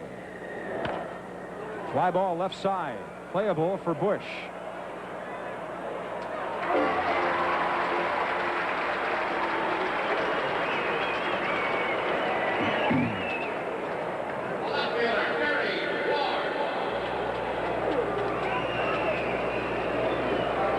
Eighth inning underway. Gary Ward is 1 for 4 with a run scored and 2 RBIs.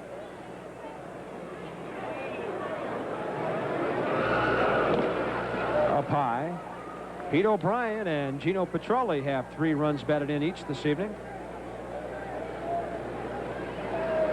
Gino thought he was going to get a 4th last inning, flying to center. Here's Gaetti double pumping, and they got Ward by less than a step. Gary had a little trouble getting that ball out of his glove, and then he shot one over there. Now, he wanted to make sure that he knew that he had to make a quick release and a strong throw, and he had to make sure that he had a good grip on that ball. Otherwise, you uncork a throw with a bad grip, and it may end up 10 rows deep. Here's Pete O'Brien, homering to lead off the 7th his last time. A rocket shot into the left field bleachers about 375 feet away. He really hit a cannon that got out of here in a hurry. The left fielder Bush could only turn around and hope for it to carry him off the glass. Off speed, 1-1. Well, 2 out of 3 Buzz with a walk tonight, 3 RBIs. Maybe this will be a turning point for Pete. Over the last couple of weeks, he's had a tough go of it.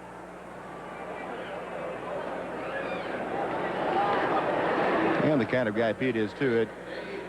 He doesn't necessarily press a lot, but we saw him swinging a couple of pitches earlier tonight that were not typical Pete O'Brien swings. Up the middle, looping liner. Will it be far enough? Yes, and O'Brien has his 3rd hit of the evening.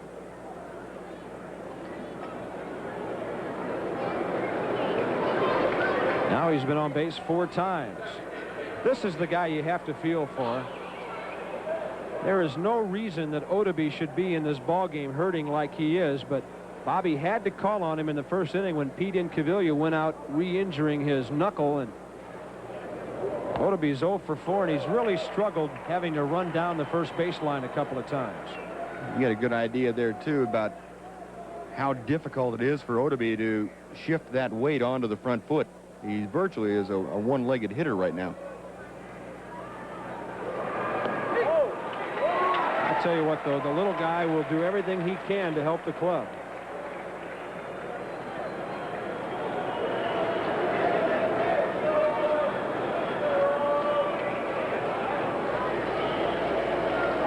Two.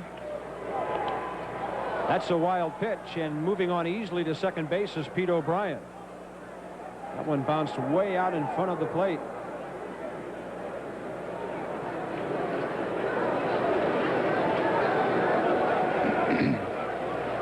Jeff Reed with no chance there. Ball coming up and glancing off of his left shoulder. And Pete O'Brien, even with a big turn at second, stopping. Runner at second, 2 outs in the 8th. Reds and Dodgers scoreless in the 6th. Welsh and Honeycutter hooking up this evening. Low, 2-2. Astros are putting one on San Diego out west 7-0 in the 7th. Nepper, Bill Doran is at a homer. What a great year for Texas baseball so far. High and away, 3-2. Astros starting tonight, 2 games up on the Giants, 4 on the Braves in the NL West. Odobe had a rip. Royals 5, Seattle 4. They're now in the 3rd of that rain-delayed game. Wilcox against Bankhead. Cleveland beat Oakland 8-7. Yet the winner. He's 3-0. That guy's been involved in a couple of decisions the last few nights. Rijo, the loser, 2-4.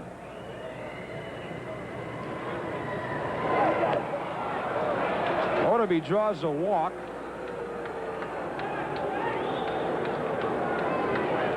The first issued by Pastore, 2 on, 2 out. And Ruben Sierra, 1 for 3 with 2 runs scored, will be the hitter. Ruben got things going last inning after Pete O'Brien's homer by doubling to left and then advancing to third alertly on the error by Bush. Later scored. And mercifully, Bobby Valentine will send Scott Fletcher out to pinch run for Odobe here. Scott Fletcher. Fletcher really moved.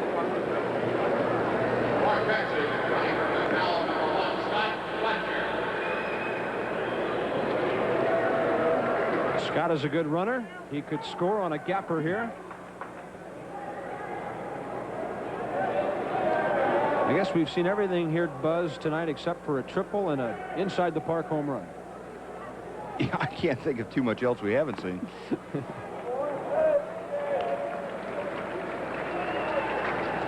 Of course, we're not done yet.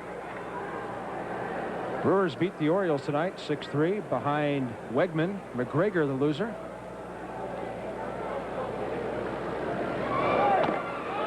Ruben had a good cut. I tell you, the White Sox trailed at one point to California. Or rather, they were leading 3-0 and then went on to win it 7-3. So that helps the Ranger cause. They could be 4 up on the Angels with a win here. 1-2. In the ninth, Yankees leading at Detroit 6-3. Trying to nail it down with Righetti. Mattingly has hit a home run, his 11th. Wally Joyner of the A's is leading Mattingly in the All-Star voting. Could be the first time a rookie has been voted to start in the Classic. Ruben is gone, and so are the Rangers in the 8th. First strikeout for Frank Pastore. A hit and a walk, 2 left. Rangers have left a half dozen. Bottom of the 8th, 11-9.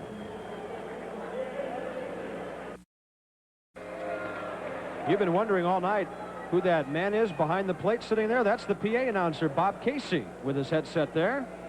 Somebody probably calling him from the press box saying, "Smile, you're on candid camera." He started as the PA announcer at the old Met Stadium in 1956 when they had AAA ball here and used to use a megaphone. A mile high off the bat of Gaetti, out of play. Now he's got the modern headset. Steve Buechele is playing third base for the Rangers. Coming in here in the 8th.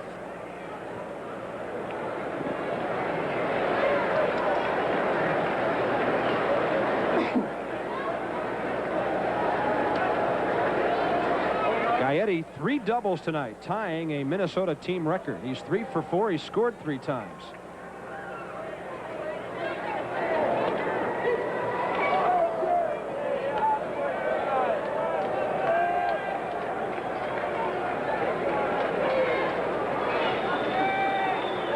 Two is the count. Gaetti, Bush, and Lombardozzi in the 8th. Russell has gone an inning and a third so far, allowing just 1 walk and striking 1 out.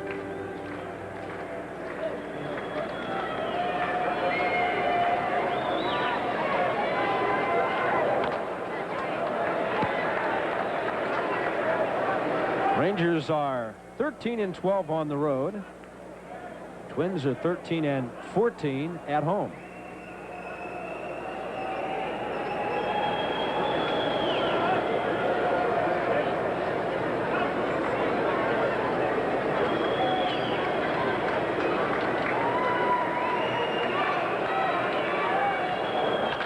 Up the middle, but Toby Harrah had him played perfectly.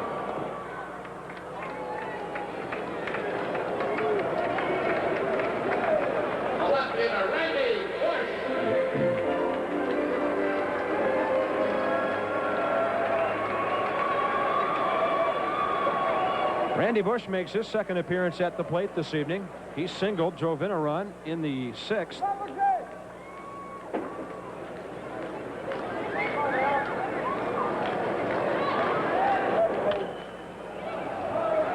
Off the facing of the upper deck, left side.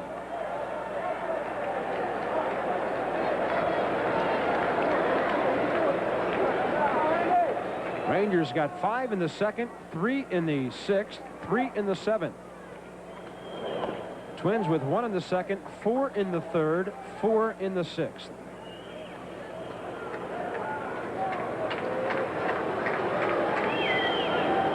Count is 1-1 from Jeff Russell to Randy Bush.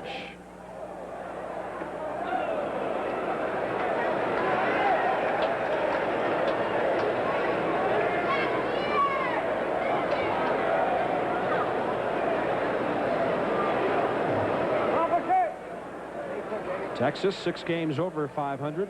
Minnesota 11 under. Breaking ball outside, 2-2.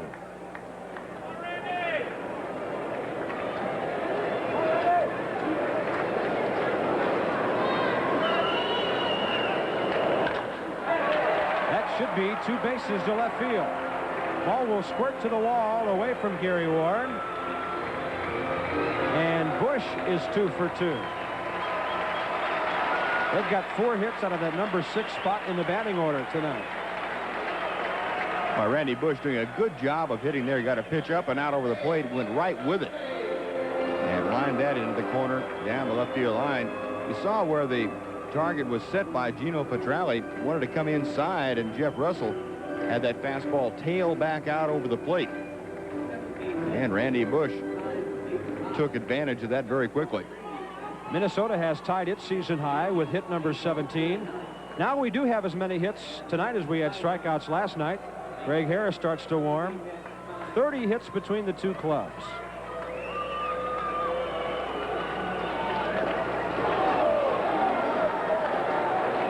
Lombardozzi tonight, 2 for 3, has driven in a run, been on base 3 times.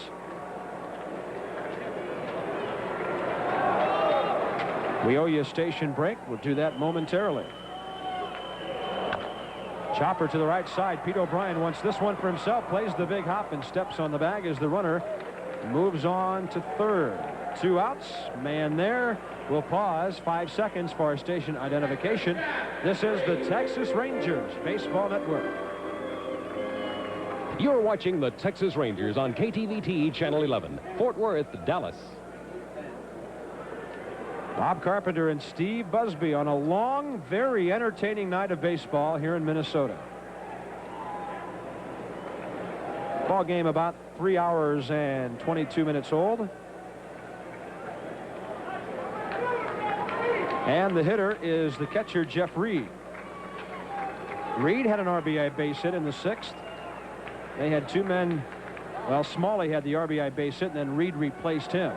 So this is his first at bat, actually. So Ray Miller has had some production off the bench this evening. Reed's hitting .229 with a homer and 2 RBIs.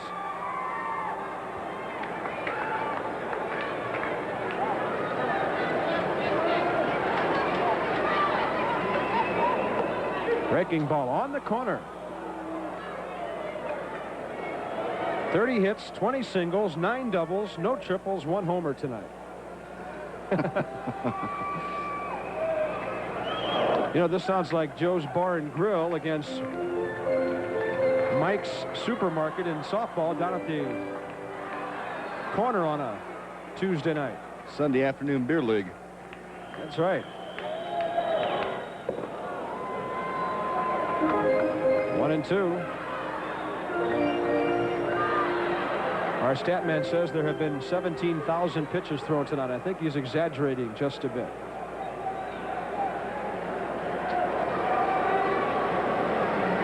Jeff Russell has looked good since coming in. 2 innings so far, 1 walk, 1 hit, 1 strikeout.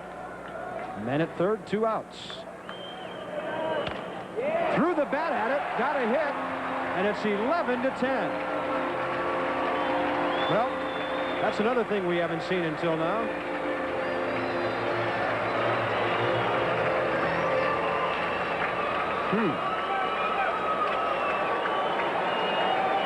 Russell coming in with the breaking ball and right on the end of the bat.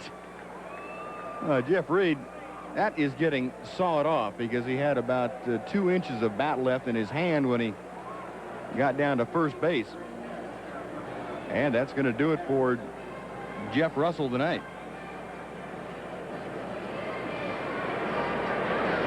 Greg Harris is on. Russell really pitched pretty well. 2 innings of work, only 2 hits. He walked 1 and struck out 1. Is responsible for the man at first.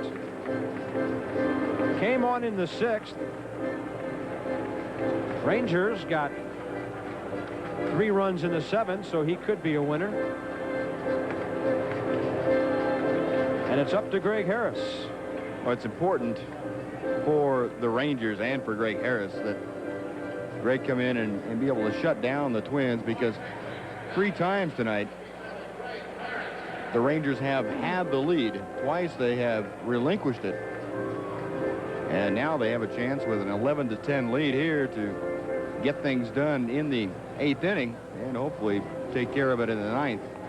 But this is not the kind of, this is the kind of game that if you have the lead that often and end up losing the ball game, it can really take the wind out of your sails.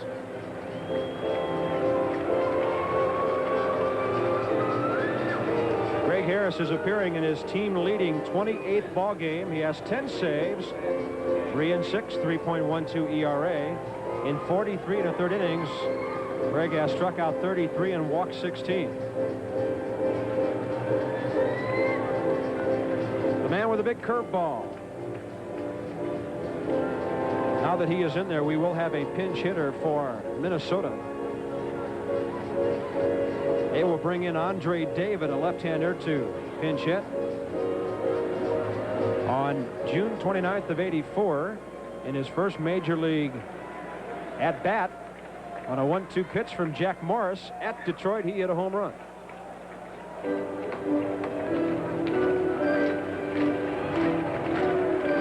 One for 4 on the year, hitting .250. Andre is from Hollywood, California. At Toledo, hit .266 last year. 6 foot, 186 outfielder. Against Greg Harris, the Rangers' premier right-hander out of the bullpen. Breaking ball, yes. 31 hits in the game now, to go along with 21 runs.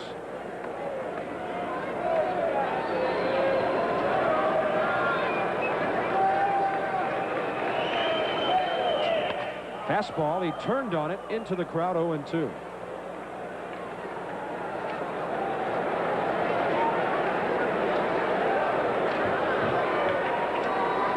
$12,084 have really been entertained here this evening.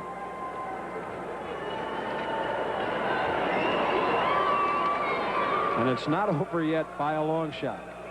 Rangers have Wright, Buechele, and Hera due up in the ninth. Big breaking ball, and he almost popped him up. David just got enough of it to get, actually got less of it and put it back over the screen. Had he gotten more of it, it would have been a pop-up because Harris had him fooled. The most runs ever scored here, 22. Milwaukee beat the Twins 13-9 back in '83.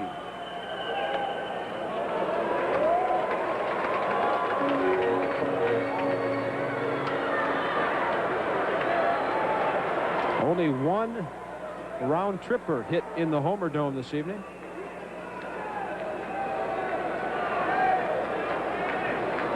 They're going to have to turn out the lights to get this one over with. I'm not even sure the last out will do it. Fly ball to center, plenty of room for George Wright. Gary Ward comes over and calls him off it. And that's it for the Twins in the eighth. They get a run on 2 hits. They leave 1. They have stranded 11. Ninth inning coming up. Rangers lead it 11-10.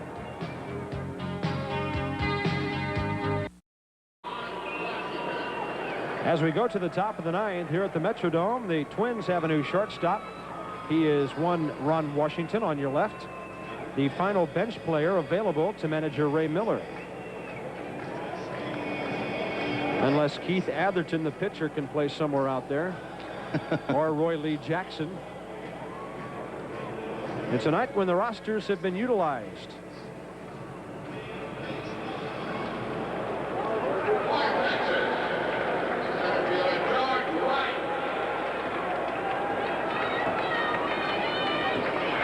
The manager's done a lot of writing on the scorecard on the wall this evening. George Wright is 2 for 3. He scored 3 times. Pretty good outing for Jeff Russell. Gave up a run in 2 innings, 2 hits, 1 walk, 1 strikeout. Could be the winner. Breaking ball high and away. 2 hits, 1 earned run, 1 walk, 1 strikeout, 57 pitches. Frank Pastore for the Twins. A fastball for a strike, 1-1. Astros are now winning 10-0 in the 8th. That scorecard looks like a road map. It's a lot better looking than mine is, I'll tell you that.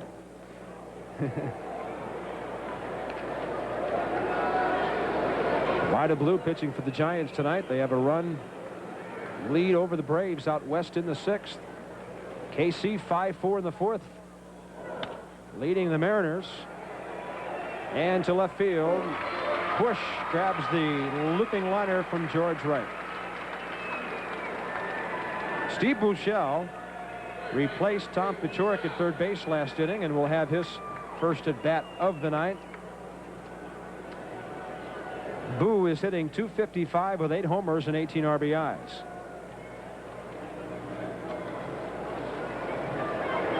Steve is hitting .341 in his last 13 games, improving from .227 to .255. There's another hit for him. To the right center field gap, cut off there by Brunansky, and Buechele is aboard here in the ninth. That is the 14th Ranger hit.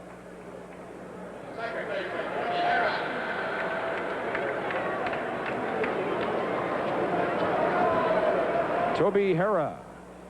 Looks like Orlando Mercado's listening in to the local radio broadcast here. Guy's exhausted from warming up pitchers this evening. High chopper. Pastore wonders if it'll ever come down, and Toby is safe on the infield hit. And Harrah has 3 hits on the night. About all Frank Pastore could have done on that was called for a fair catch and stop play.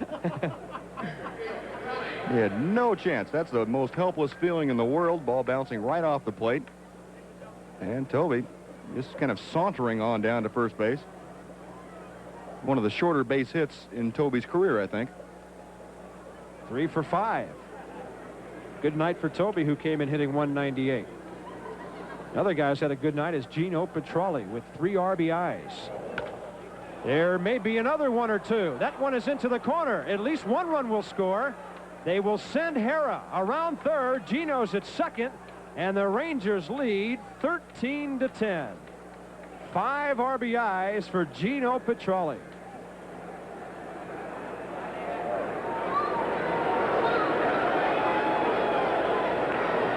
Came in hitting 200 with no ribbies. Gino's trying to keep his cool out there, but he's smiling inside, Buzz. He was so excited when he rounded second base, he almost fell right down his hip pocket. Doing a good job there of taking that pitch away from him and lining it down the left field line. Boy, Gino has doubled the left, doubled the right, and singled the right. That's utilizing the entire ballpark.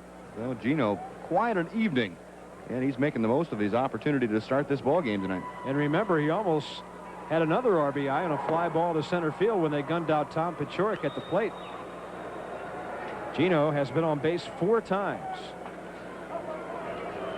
Buechele and Harrah scoring on it. I guess that breaks the record for runs in this ballpark, huh? 23 now. That it does.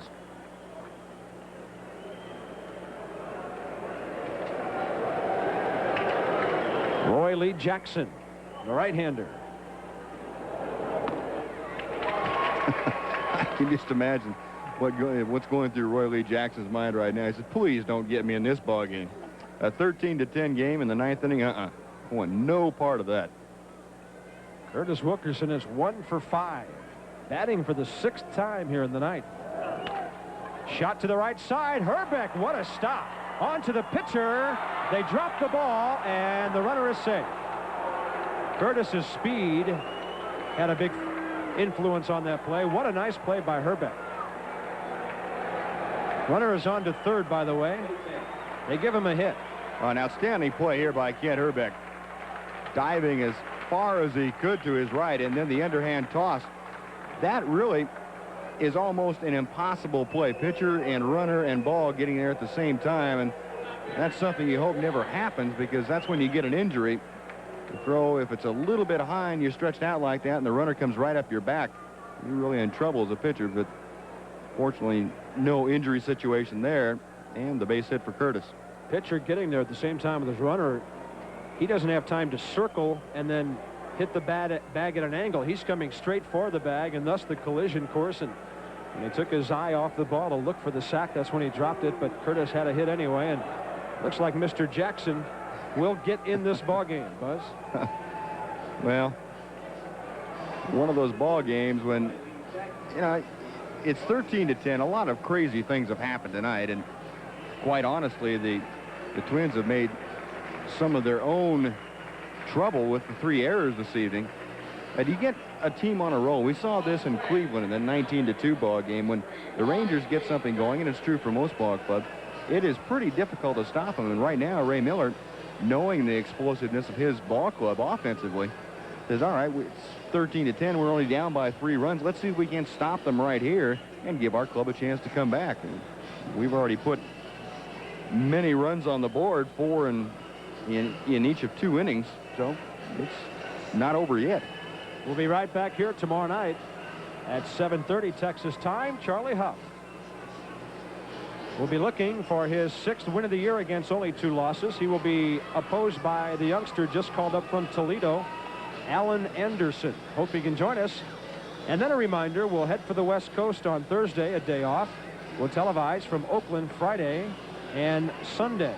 The Friday game at 9:30 Texas time and Sunday at 3 o'clock Texas time.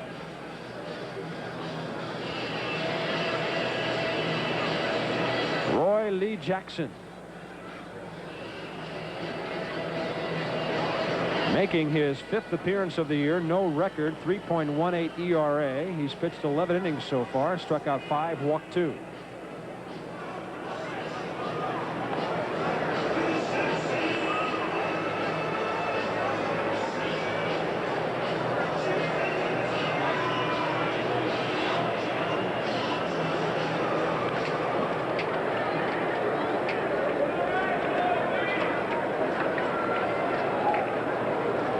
Gary Ward will hit with runners at 1st and 3rd and 1 out.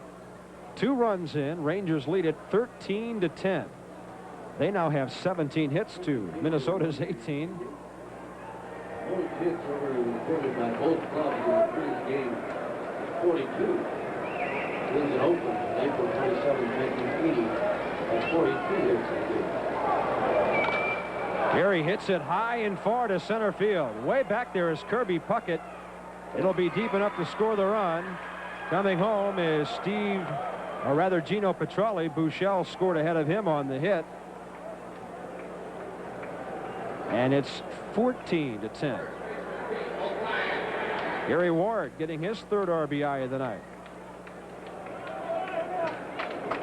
The Rangers certainly have employed the big inning themselves this evening. 5 in the 2nd, 3 in the 6th, in the 7th, and now 3 in the 9th, and they're not finished yet. Pete O'Brien's had a big night. 3 RBIs, his 7th homer of the year. Off-speed pitch, high and away. If you can believe this, we're still 7 hits away from the all-time 2-team record in Minnesota history. 42 hits in a ball game against Oakland. My goodness. 35 of them here.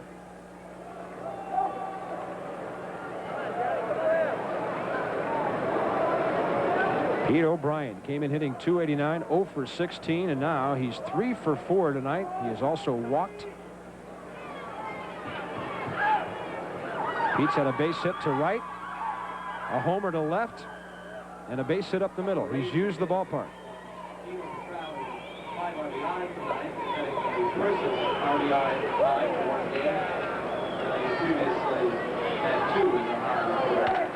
O'Brien, well hit to right center, but Puckett has room.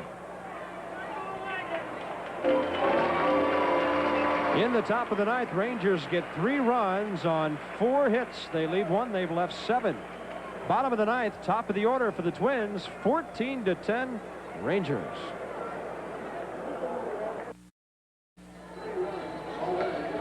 Bottom of the 9th in Minnesota, Kirby Puckett, Mickey Hatcher, Ken Herbeck. And you can bank on that because there's nobody else on the bench. And they wouldn't want to pinch hit for those guys anyway.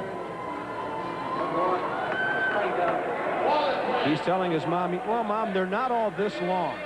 If you let me bring you back, we'll have a 2-hour and 15-minute pitcher's duel. I don't see how anybody could complain about this one, though. It has really been entertaining. Kirby Puckett is 2 for 5. He's thrown out a runner. I can think of about 20 pitchers in this ballpark that would complain about it. You know, they may be a little presumptuous in the press box here. There's a fly ball to left, but Gary Ward's coming in. He's got it. Puckett hit the ball well. They were giving the line on the Minnesota pitchers. Riley Jackson, pitcher of record right now, or at least the active pitcher, and they may not want to wrap up his stats too early because you never know. There might be a 10th inning. Biting my tongue, right? Mickey Hatcher is 1 for 4. He scored 2 runs. Greg Harris trying to nail it down for Jeff Russell. Out of play. Rangers would gain a game on California. White Sox helped out by beating them.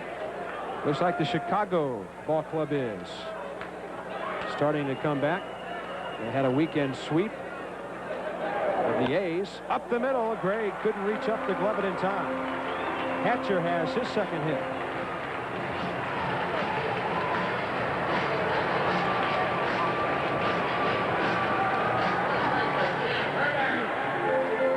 Ken Herbeck,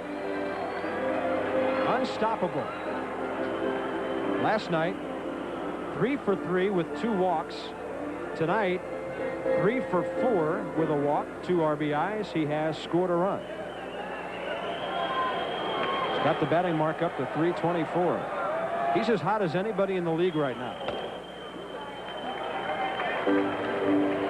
Harris started him off with the fastball away. Greg is the 5th Texas pitcher. Minnesota has employed 5.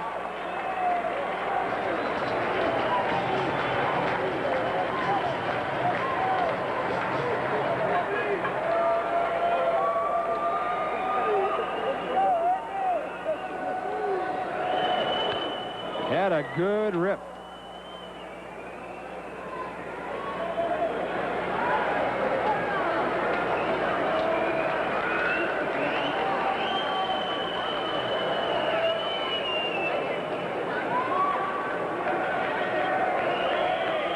Grandfather pointing out some of the finer points of a 9th inning 14-10 ball game.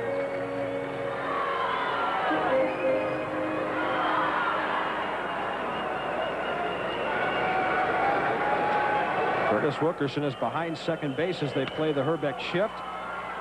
Fly ball short left center. Ward can't reach it. Gary knocks it down. The runner will go to third, as Herbeck is 4 for 5.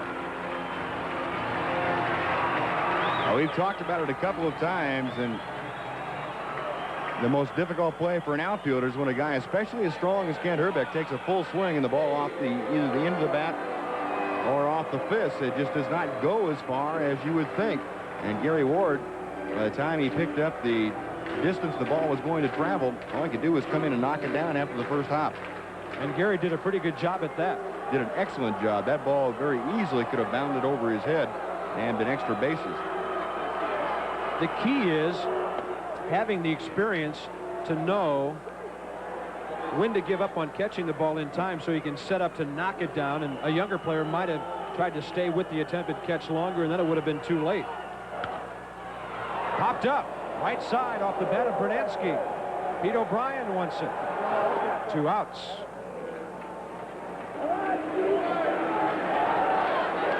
Twins need another runner before the tying run could come to the plate. And Gary Gaetti, who is 3 for 5 with 3 doubles and 3 runs scored, is the 2-out hope here for the home team. The G-Man, they flash on the scoreboard. George Wright out there in center, turned around, took his hat off, bowed to the folks. Yeah, that's me. Yeah.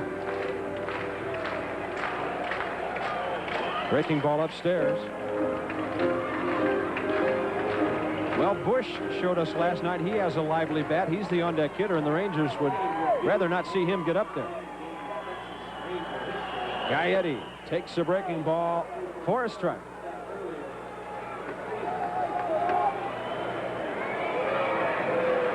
This game is 347. Fastball. Foul back and on a play. 1 strike away from a hard-earned victory here tonight.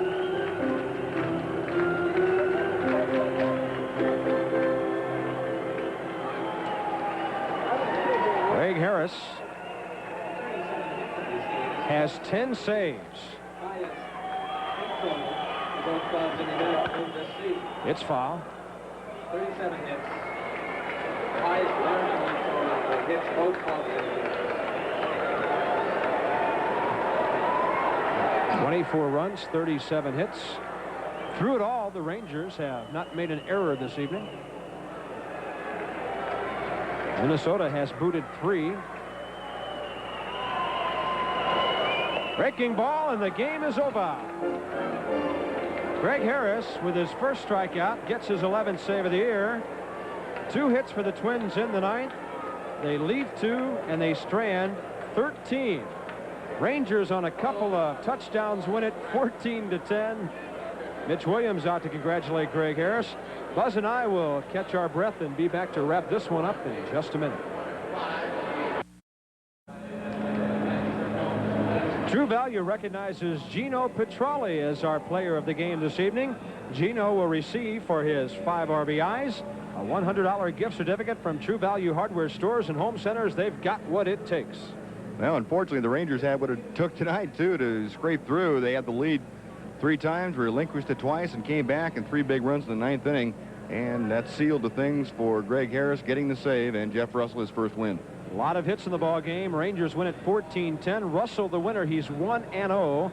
Davis, the loser, he's 1-5. Harris, the save, his 11th of the year in the Rangers.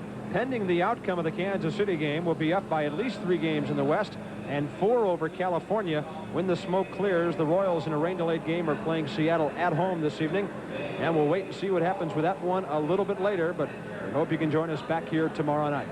We'll be back over most of the Ranger Baseball Network at 7:30 when the Twins and the Rangers finish this series. It'll be Charlie Huff against Alan Anderson. The executive producer of Ranger Baseball is Phil Crow. Tonight's game was produced and directed by Dave Burchett.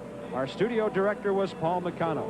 And now this is Bob Carpenter along with Steve Busby saying so long, Ranger fans, from Minnesota, where everybody got their money's worth this evening, and the Rangers came back with a 14-10 victory.